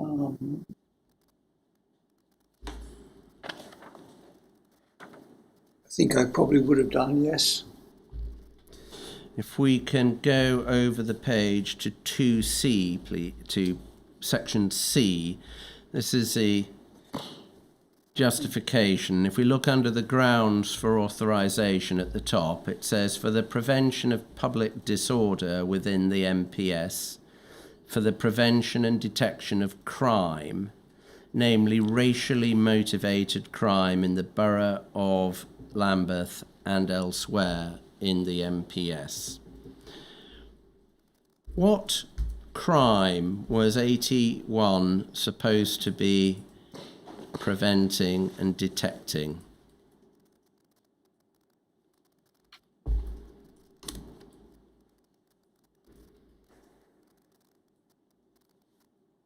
Racially motivated crime. What racially motivated crime was MFJ involved in?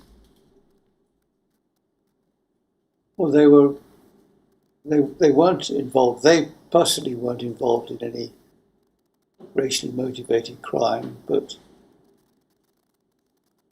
MFJ might have witnessed racially motivated crime.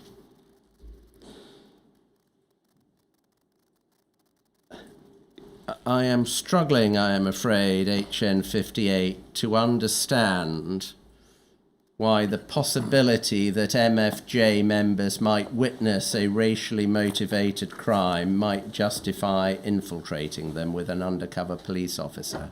Can you help me? Yes, I'm sorry, though, put that rather clumsily.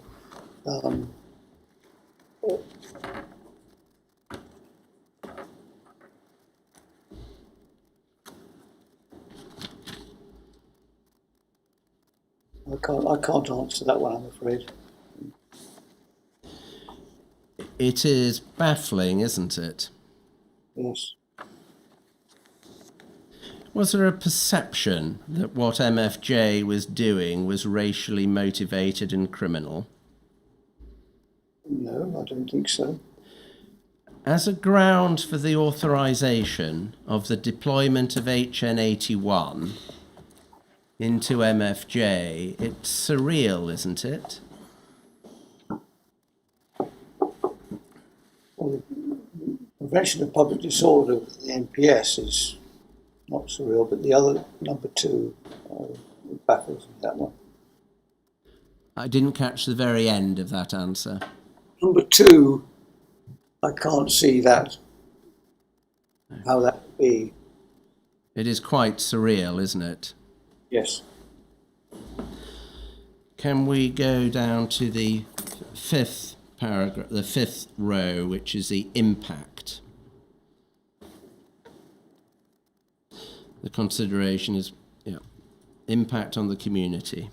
While there is minimal support for the activities of extreme left-wing organisations amongst the community as a whole, it is possible that there might be a degree of adverse impact on community confidence arising from the use or conduct of this source or information emanating therefrom.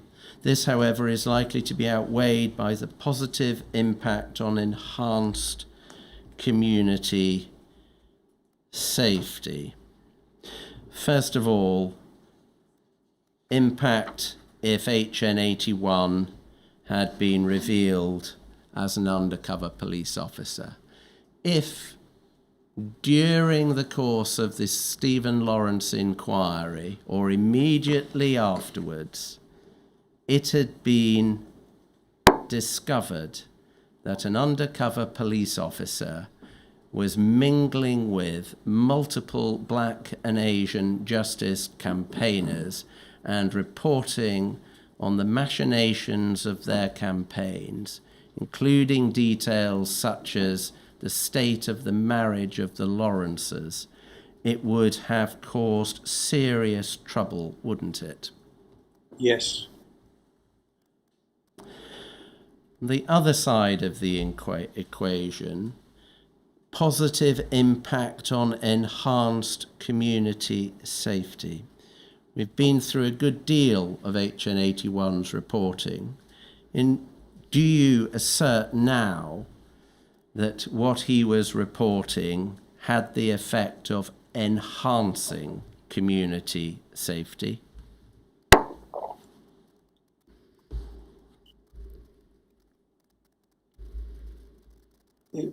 Potentially it did, yes. Potentially it did. Did it enhance community safety? And if so, how? By reporting on public order events in the area in which he was working. We've been through them. They were on the whole very minor events, weren't they? They were minor events, but I believe they did enhance the community safety in some small way. In some small way, even if we accept that, doesn't begin to outweigh the risks that were taken if he'd been discovered, do they?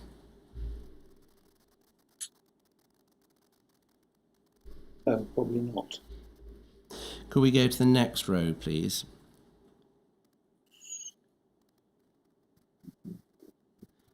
Thank you.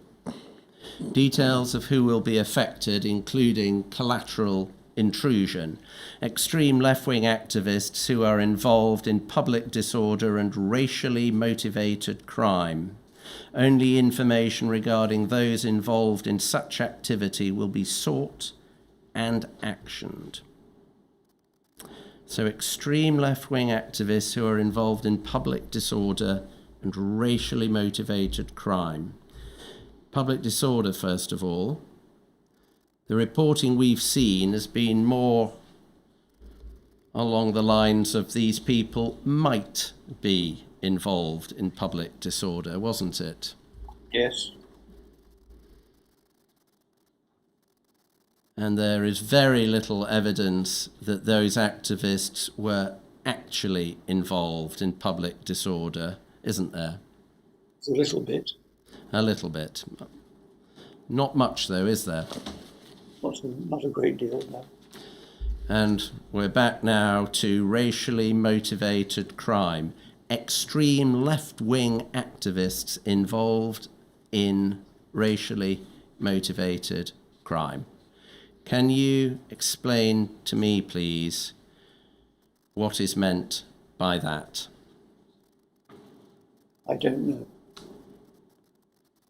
It is, again, quite surreal, isn't it, to suggest that these activists were involved in racially motivated crime. Yes. Was the thinking that to protest against racism, if one did so in a way that, for example, breached the Public Order Act, was a racially motivated crime? No, I don't know.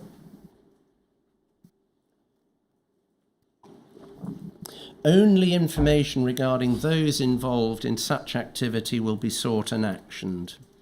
That appears to paint the picture that only extreme left-wing activists would be the subject of information gathering. Is that a fair reading? Yes. And yet we have been through today very considerable volumes of reporting on black justice campaigns which were not extreme left-wing campaigns, haven't we? We have. And we have seen that that reporting was not just sought and recorded, but it was also transmitted up to the highest levels within the Metropolitan Police Service, wasn't it? Yes. Can we look at the 8th row, please? Proportionality, two rows below.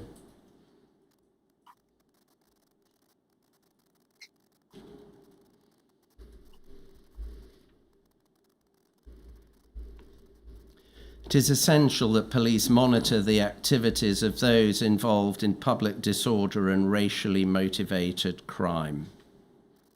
The use of the source in this area is the only means of obtaining the requisite direct intelligence to enable police to deal effectively and proportionately with such activities.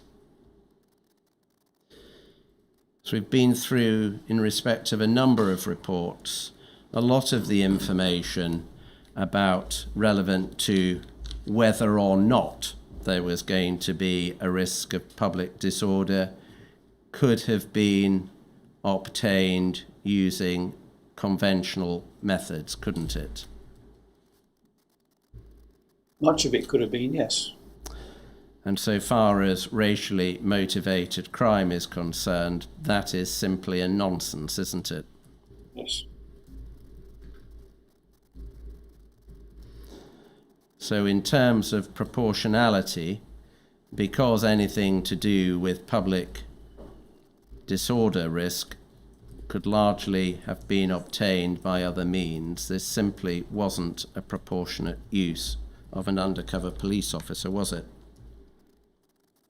There was no other way of receiving intelligence about the movement for justice and their activities other than targeting that group with an undercover officer. Well, a good deal of what they were doing was easily ascertainable because they weren't hiding it, were they? Well, I think their motivations behind in their meetings took place in private, so. But all sorts of legitimate campaigning groups meet in private, don't they? Yes, they do, but extreme groups, when you're interested in potential public disorder. Are you seriously suggesting it was a proportionate use of the undercover tactic to infiltrate the MFJ, as we've seen? There's a potential there, yes. We've been through this form in some detail.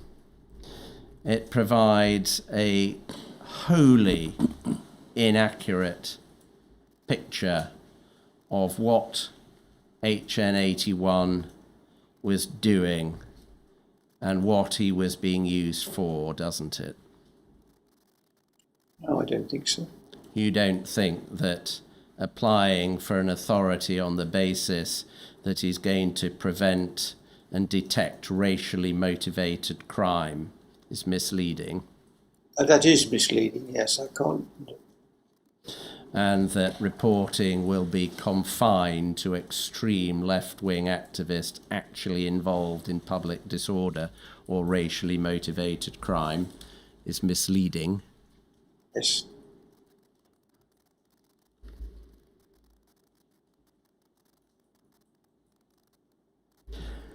You were the head of the SDS when much of this deployment took place, and you were still head of the SDS when this document was produced. How did you allow this form to go forward as it did? I don't know. It shouldn't have gone forward in this form, should it? Shouldn't have gone forward in that present form, yes. Completely divorced from the reality. Not completely divorced. Which adjective would you like to use? Hmm?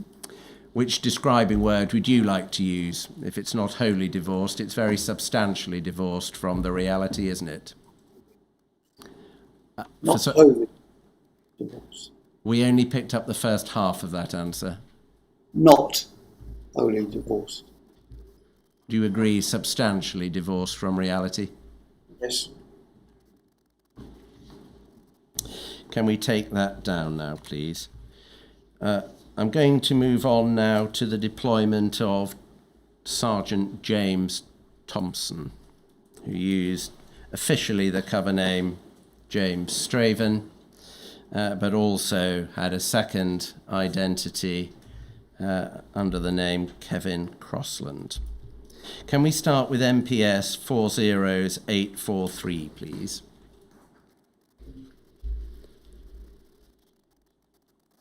This is an intelligence report based on information obtained on the 9th of February 1998.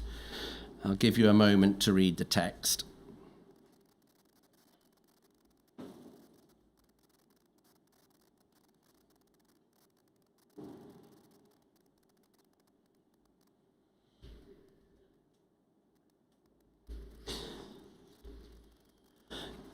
There is some legitimate reporting of this person's involvement in making a hoax call to a farmer, but underneath it says Miss Surname Unknown, 17 years, recently commenced a career in the modelling field, specialising in tasteful poses for gentlemen's magazines.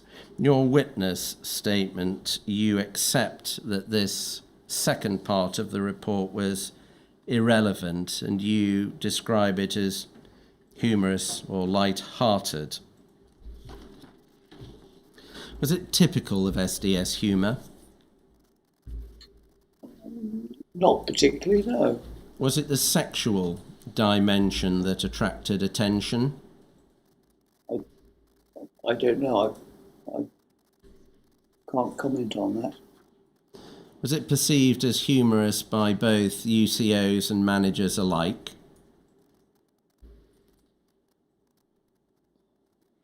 I don't know whether UCOs ever saw it.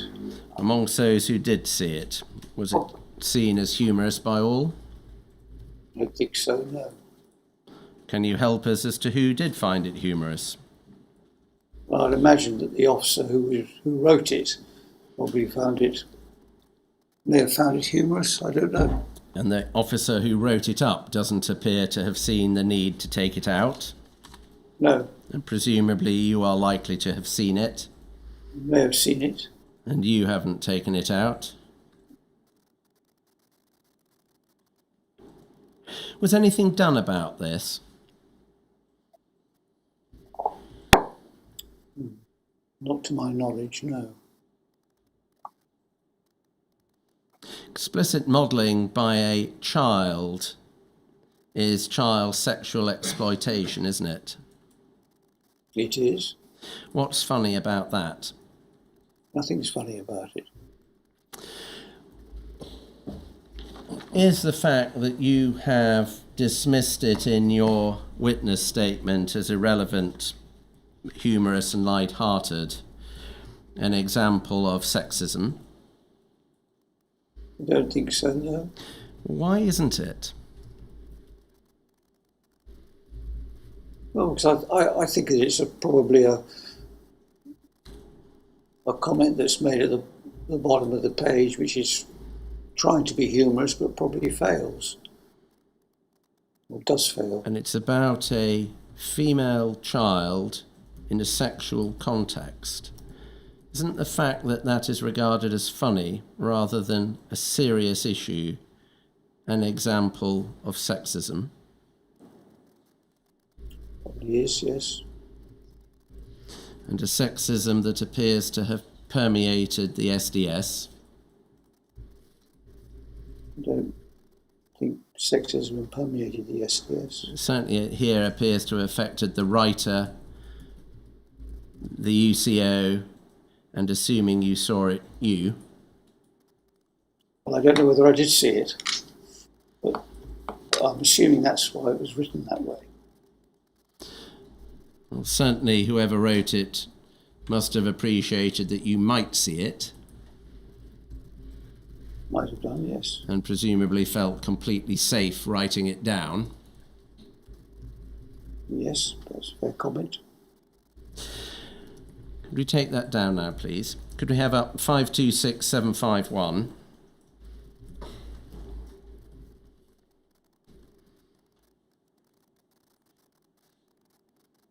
And up page, thank you. Could we have page 3, please?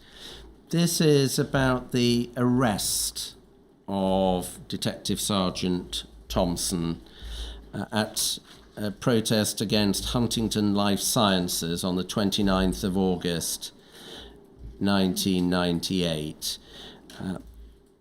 You will see in the first paragraph the brief facts.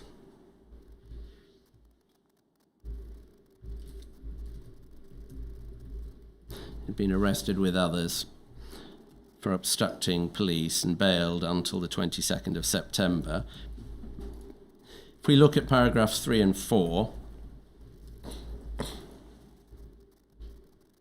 this is written by Detective Inspector Lambert. You will see from paragraphs 3 and 4 that the officer's actions appear to have been supported by the Detective Inspector and regarded as further advancing his deployment.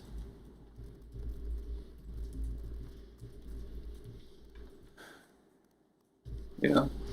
If we go back now to the minute sheet on page 2,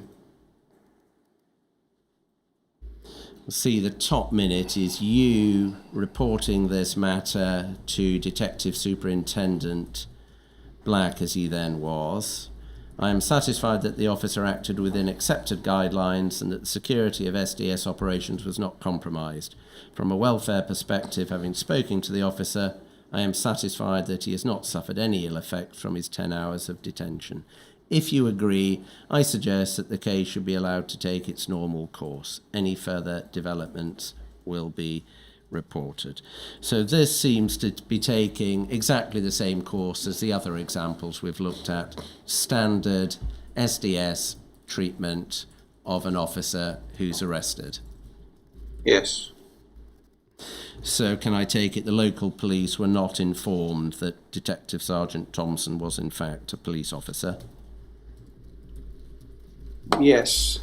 And is the manuscript above the entry which says agreed, is that Detective Superintendent Black endorsing the course of action you were proposing?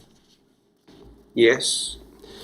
And then if we look at the second minute, we see HN 58 at the bottom. So it's you writing again to Detective Superintendent Black. And if we expand the manuscript text, please.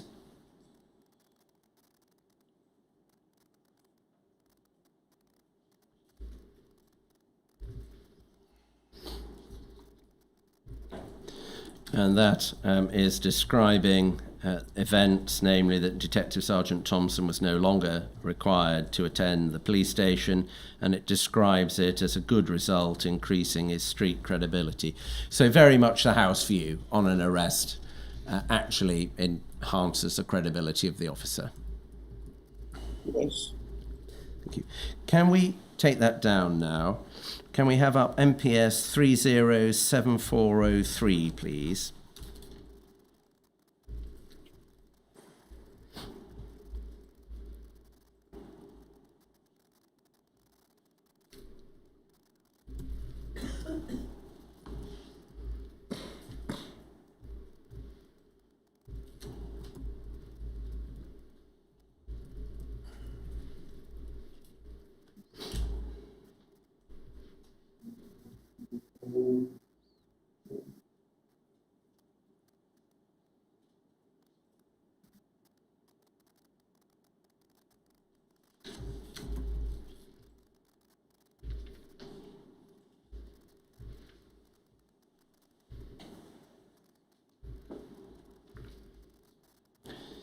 MPS 307403 may well be from HN16's bundle.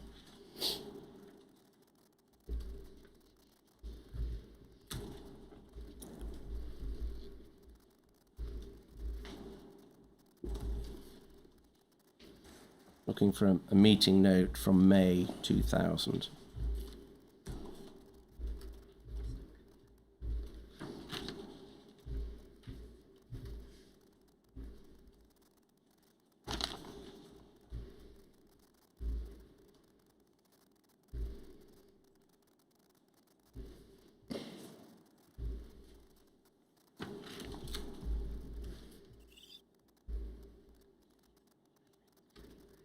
Right, I think that I've got the wrong reference, and we will find that in a moment.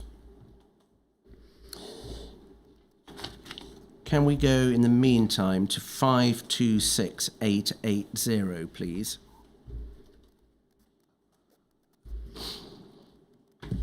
Moving now to what we're calling Operation Lime. This was the information that you were given to the effect that some of the people Detective Sergeant Thompson was mixing with wished to procure a firearm, ammunition, and black powder from a contact in France. Do you remember that? Yes, I do. This is the Reaper authorization for the dry run. Could we go to page 5, please?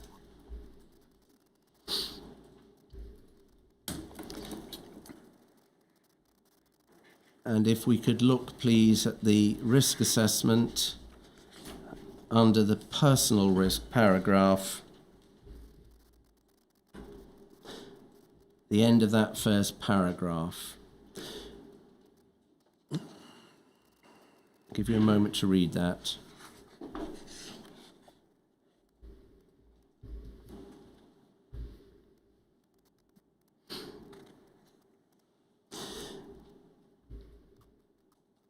Yeah. This is at a very early stage when the dry run is being authorized. At this stage, did you have any reason to doubt the veracity of what Detective Sergeant Thompson was saying to you?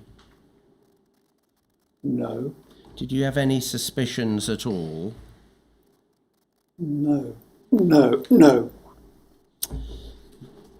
The proposition in this risk assessment, it remains the assessment that a physical attack in the event of a compromise is unlikely. although it should be borne in mind that extremist animal rights groups do contain violent and resourceful individuals. I can tell you is a phrase we see in other animal rights risk assessments. Did you think that the risk of physical attack in the event of a compromise was unlikely? Yes, I did. This is a plot to obtain a firearm and ammunition, presumably with a view to using it.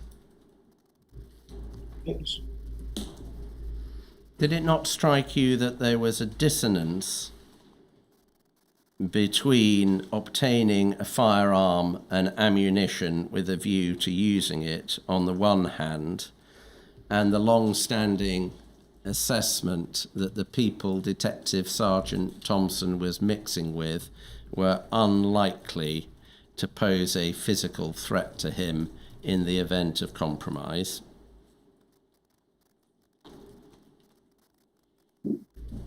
Not, I think, the people who were going to go with him. I think he was secure in his own undercover role. Well, this is about the risk of physical attack in the event of a compromise. So it's assuming a compromise. Yeah. I mean, I would imagine that I took from his own assessment of what it would be if he was compromised, that there wouldn't be a physical attack. And did it not strike you, it's rather odd that if these people weren't violent, they were said to be seeking a firearm and ammunition with a view to using it? No, it didn't seem odd at all. This was really at the initial stages of the operation. Could we go to page 6, please?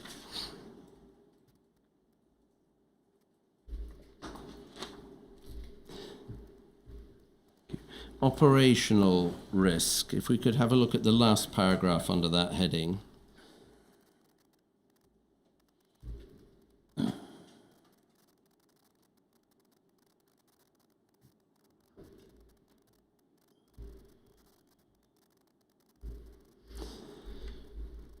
There's some mention here of driving the intelligence towards a prosecution. Was a prosecution being seriously thought about at the time?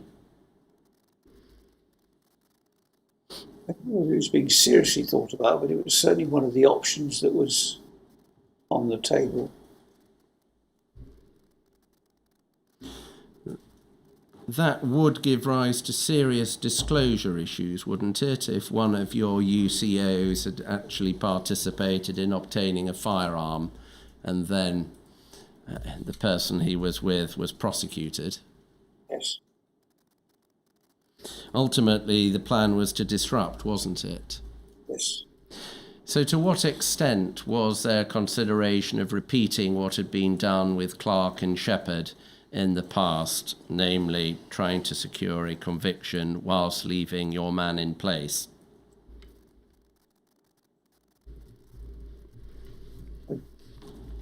I don't think there was. I'm not familiar with the case that you mentioned, Clark.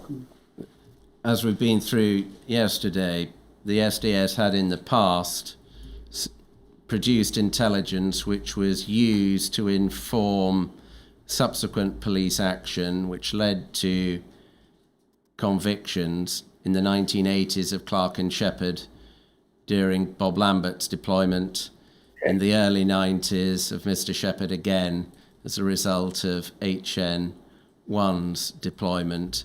And we know that under your tenure, there was at least consideration of doing something similar with HN26 and Frampton, wasn't there? So was there serious consideration given to doing the same here? I don't think there was. We can go back to the document that I wish to show you first of all. It was my fault, apologies. The correct reference is MPS 303403.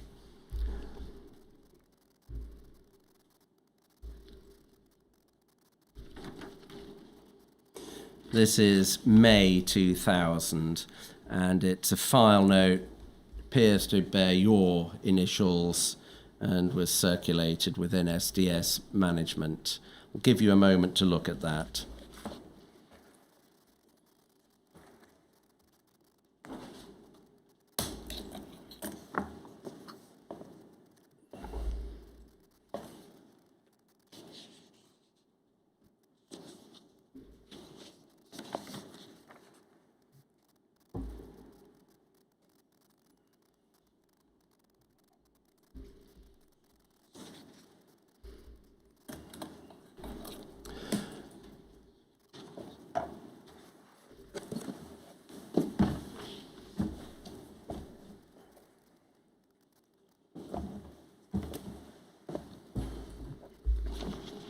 Yes. So it appears that thoughts are turning at this stage to terminating Detective Sergeant Thompson's deployment early in 2001, and that he's disappointed about that. Yes. Did you get a sense as to why he was disappointed?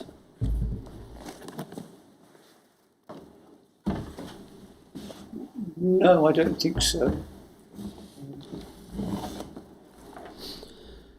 Could you help us with the second paragraph? In view of MPOIU's ever-expanding remit, it is becoming increasingly difficult for SDS to operate effectively outside London on anything other than an occasional basis.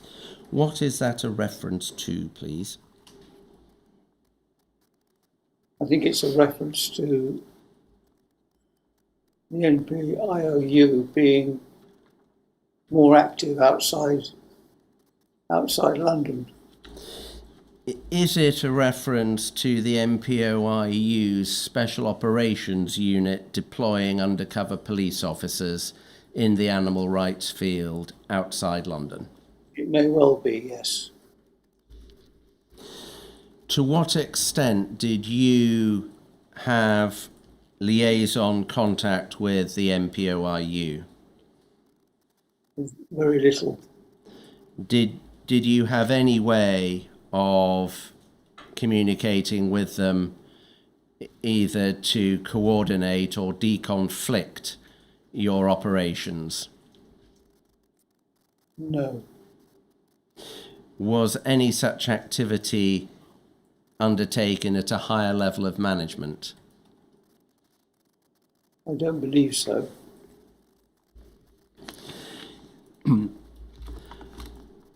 Could we take that down now, please? For Operation Lime, Detective Sergeant Thompson appears to have been given a separate code name, Cotton Bud. Can you help us with why that was? Well, I think it was probably because in case there was any compromise, bearing in mind he was going abroad, if there was any compromise, it would not come back to his original cipher code name. Was there any thinking at that stage as it might be useful in the event that there were legal proceedings, for example, a prosecution? I don't think so, no.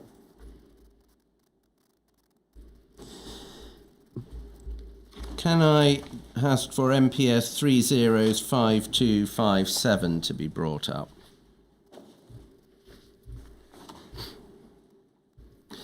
This is one of a number of documents which has some timings in it. I'm bringing it up to give you some idea of the dates and timings, but what I'm going to be asking you about is your own recollection. If we could have the text expanded, please. Moving now to what actually happens on the main event in France in January 2001. This document records that on Saturday the 6th, Sergeants War and Greeny had travelled to the south of France and rented gîtes in Avignon. And on the Monday, Detective Sergeant Thompson and the person we're calling L3 had crossed the channel using the Dover-Calais route. To Certes here, they were driving to Bordeaux. We know that that wasn't in fact what they did. Then it says the following day, DCI HN58 travelled to Bordeaux, arriving at 4:30. Did you travel to Bordeaux? Yes. And did you travel before, at the same time as, or after Sergeant Thompson and L3?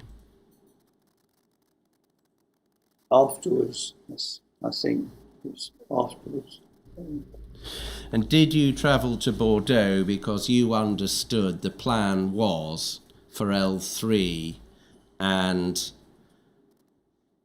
Detective Sergeant Thompson to travel to Bordeaux? I think so. Yes, I think that was the. We've heard evidence that in fact they headed straight to Marseille. Is that what they in fact did? I don't know. I can't remember whether that's what they did. Can you recall suddenly learning that the plan had changed and they'd gone to Marseille? Yes, I did receive a message. I think Did you have to hot-foot it from Yes. Bordeaux to Marseille? Do you recall doing that? Yes. Can you help us with how that message was communicated to you?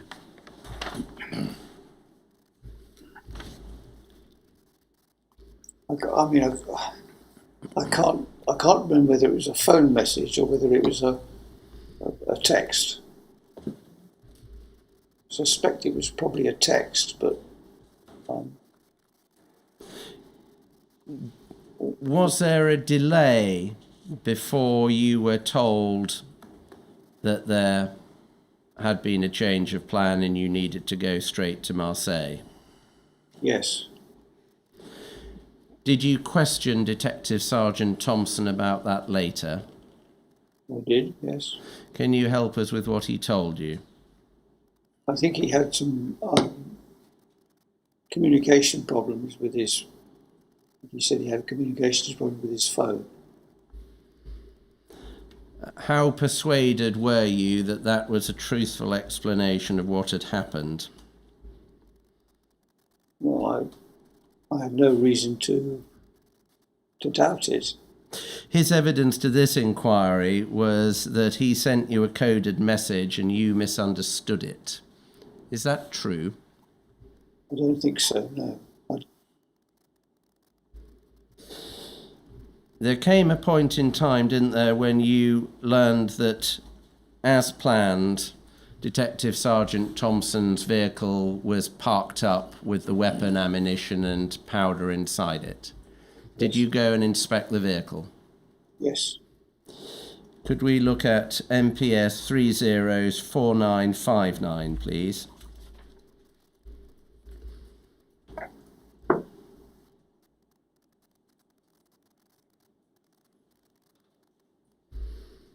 Is that the powder in a plastic, well, appears to be more than one plastic bag? I think so, yes. We have 304963, please.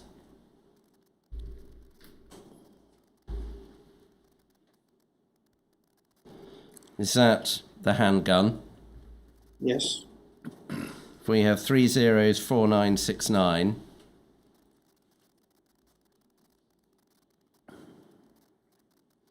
Are those the bullets? Yes.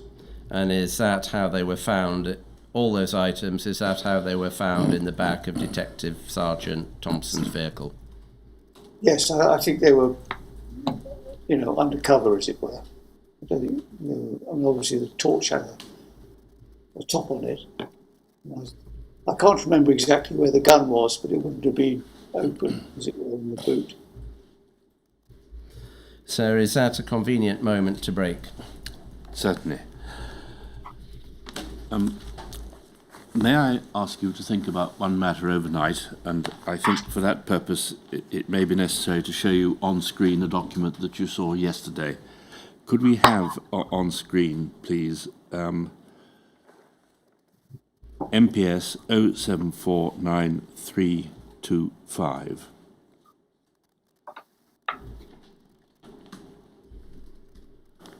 That's right.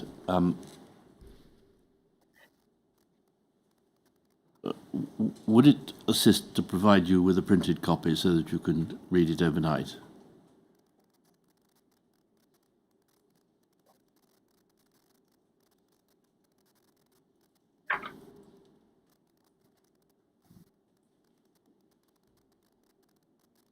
Yes. Then I see a nod. That can be done if you will be patient, please, and wait until one can be provided to you. This concerns HN 15 Jenner, and this document purports to describe his living conditions when you joined the SDS as DCI, give or take a week or two. Okay. And you remember, I take it, having been shown yesterday a drawing of the flat which he in fact shared with Alison. Do you remember being shown that drawing? Seen that, yes. Yes.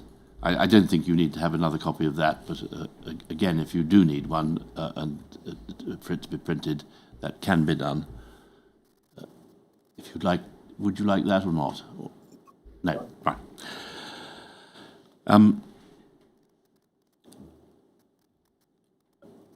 I want you to reflect upon the answers that you gave yesterday about your knowledge or belief about Boyling's living arrangements. Both the drawing, which you say you didn't see, and this document, which you're going to provide a copy with,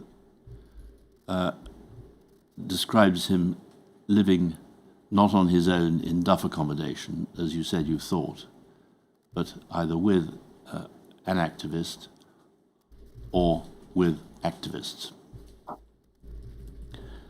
And I want you to reflect upon the answers that you gave and tell me tomorrow whether, on reflection, you knew or believed that he was in fact not occupying his own single-person duff accommodation, but sharing with another or with others. Think about that overnight, please, and when you've done so, tell me what you actually believed about his living arrangements at the time that you were the DCI. Will you do that for me? Yes. Thank you. So just to clarify and for the record, I think at one point there you said Boiling where you meant to say Jenner. I meant to say Jenner. You're absolutely right. I do apologise. That's my fault. It's Jenner I'm concerned about, not Boiling. I have your answers on Boiling already, and I don't intend to cover that ground again. Thank you. Thank you very much for that correction. Shows it's the end of the day. At least if I'm lucky. Until tomorrow.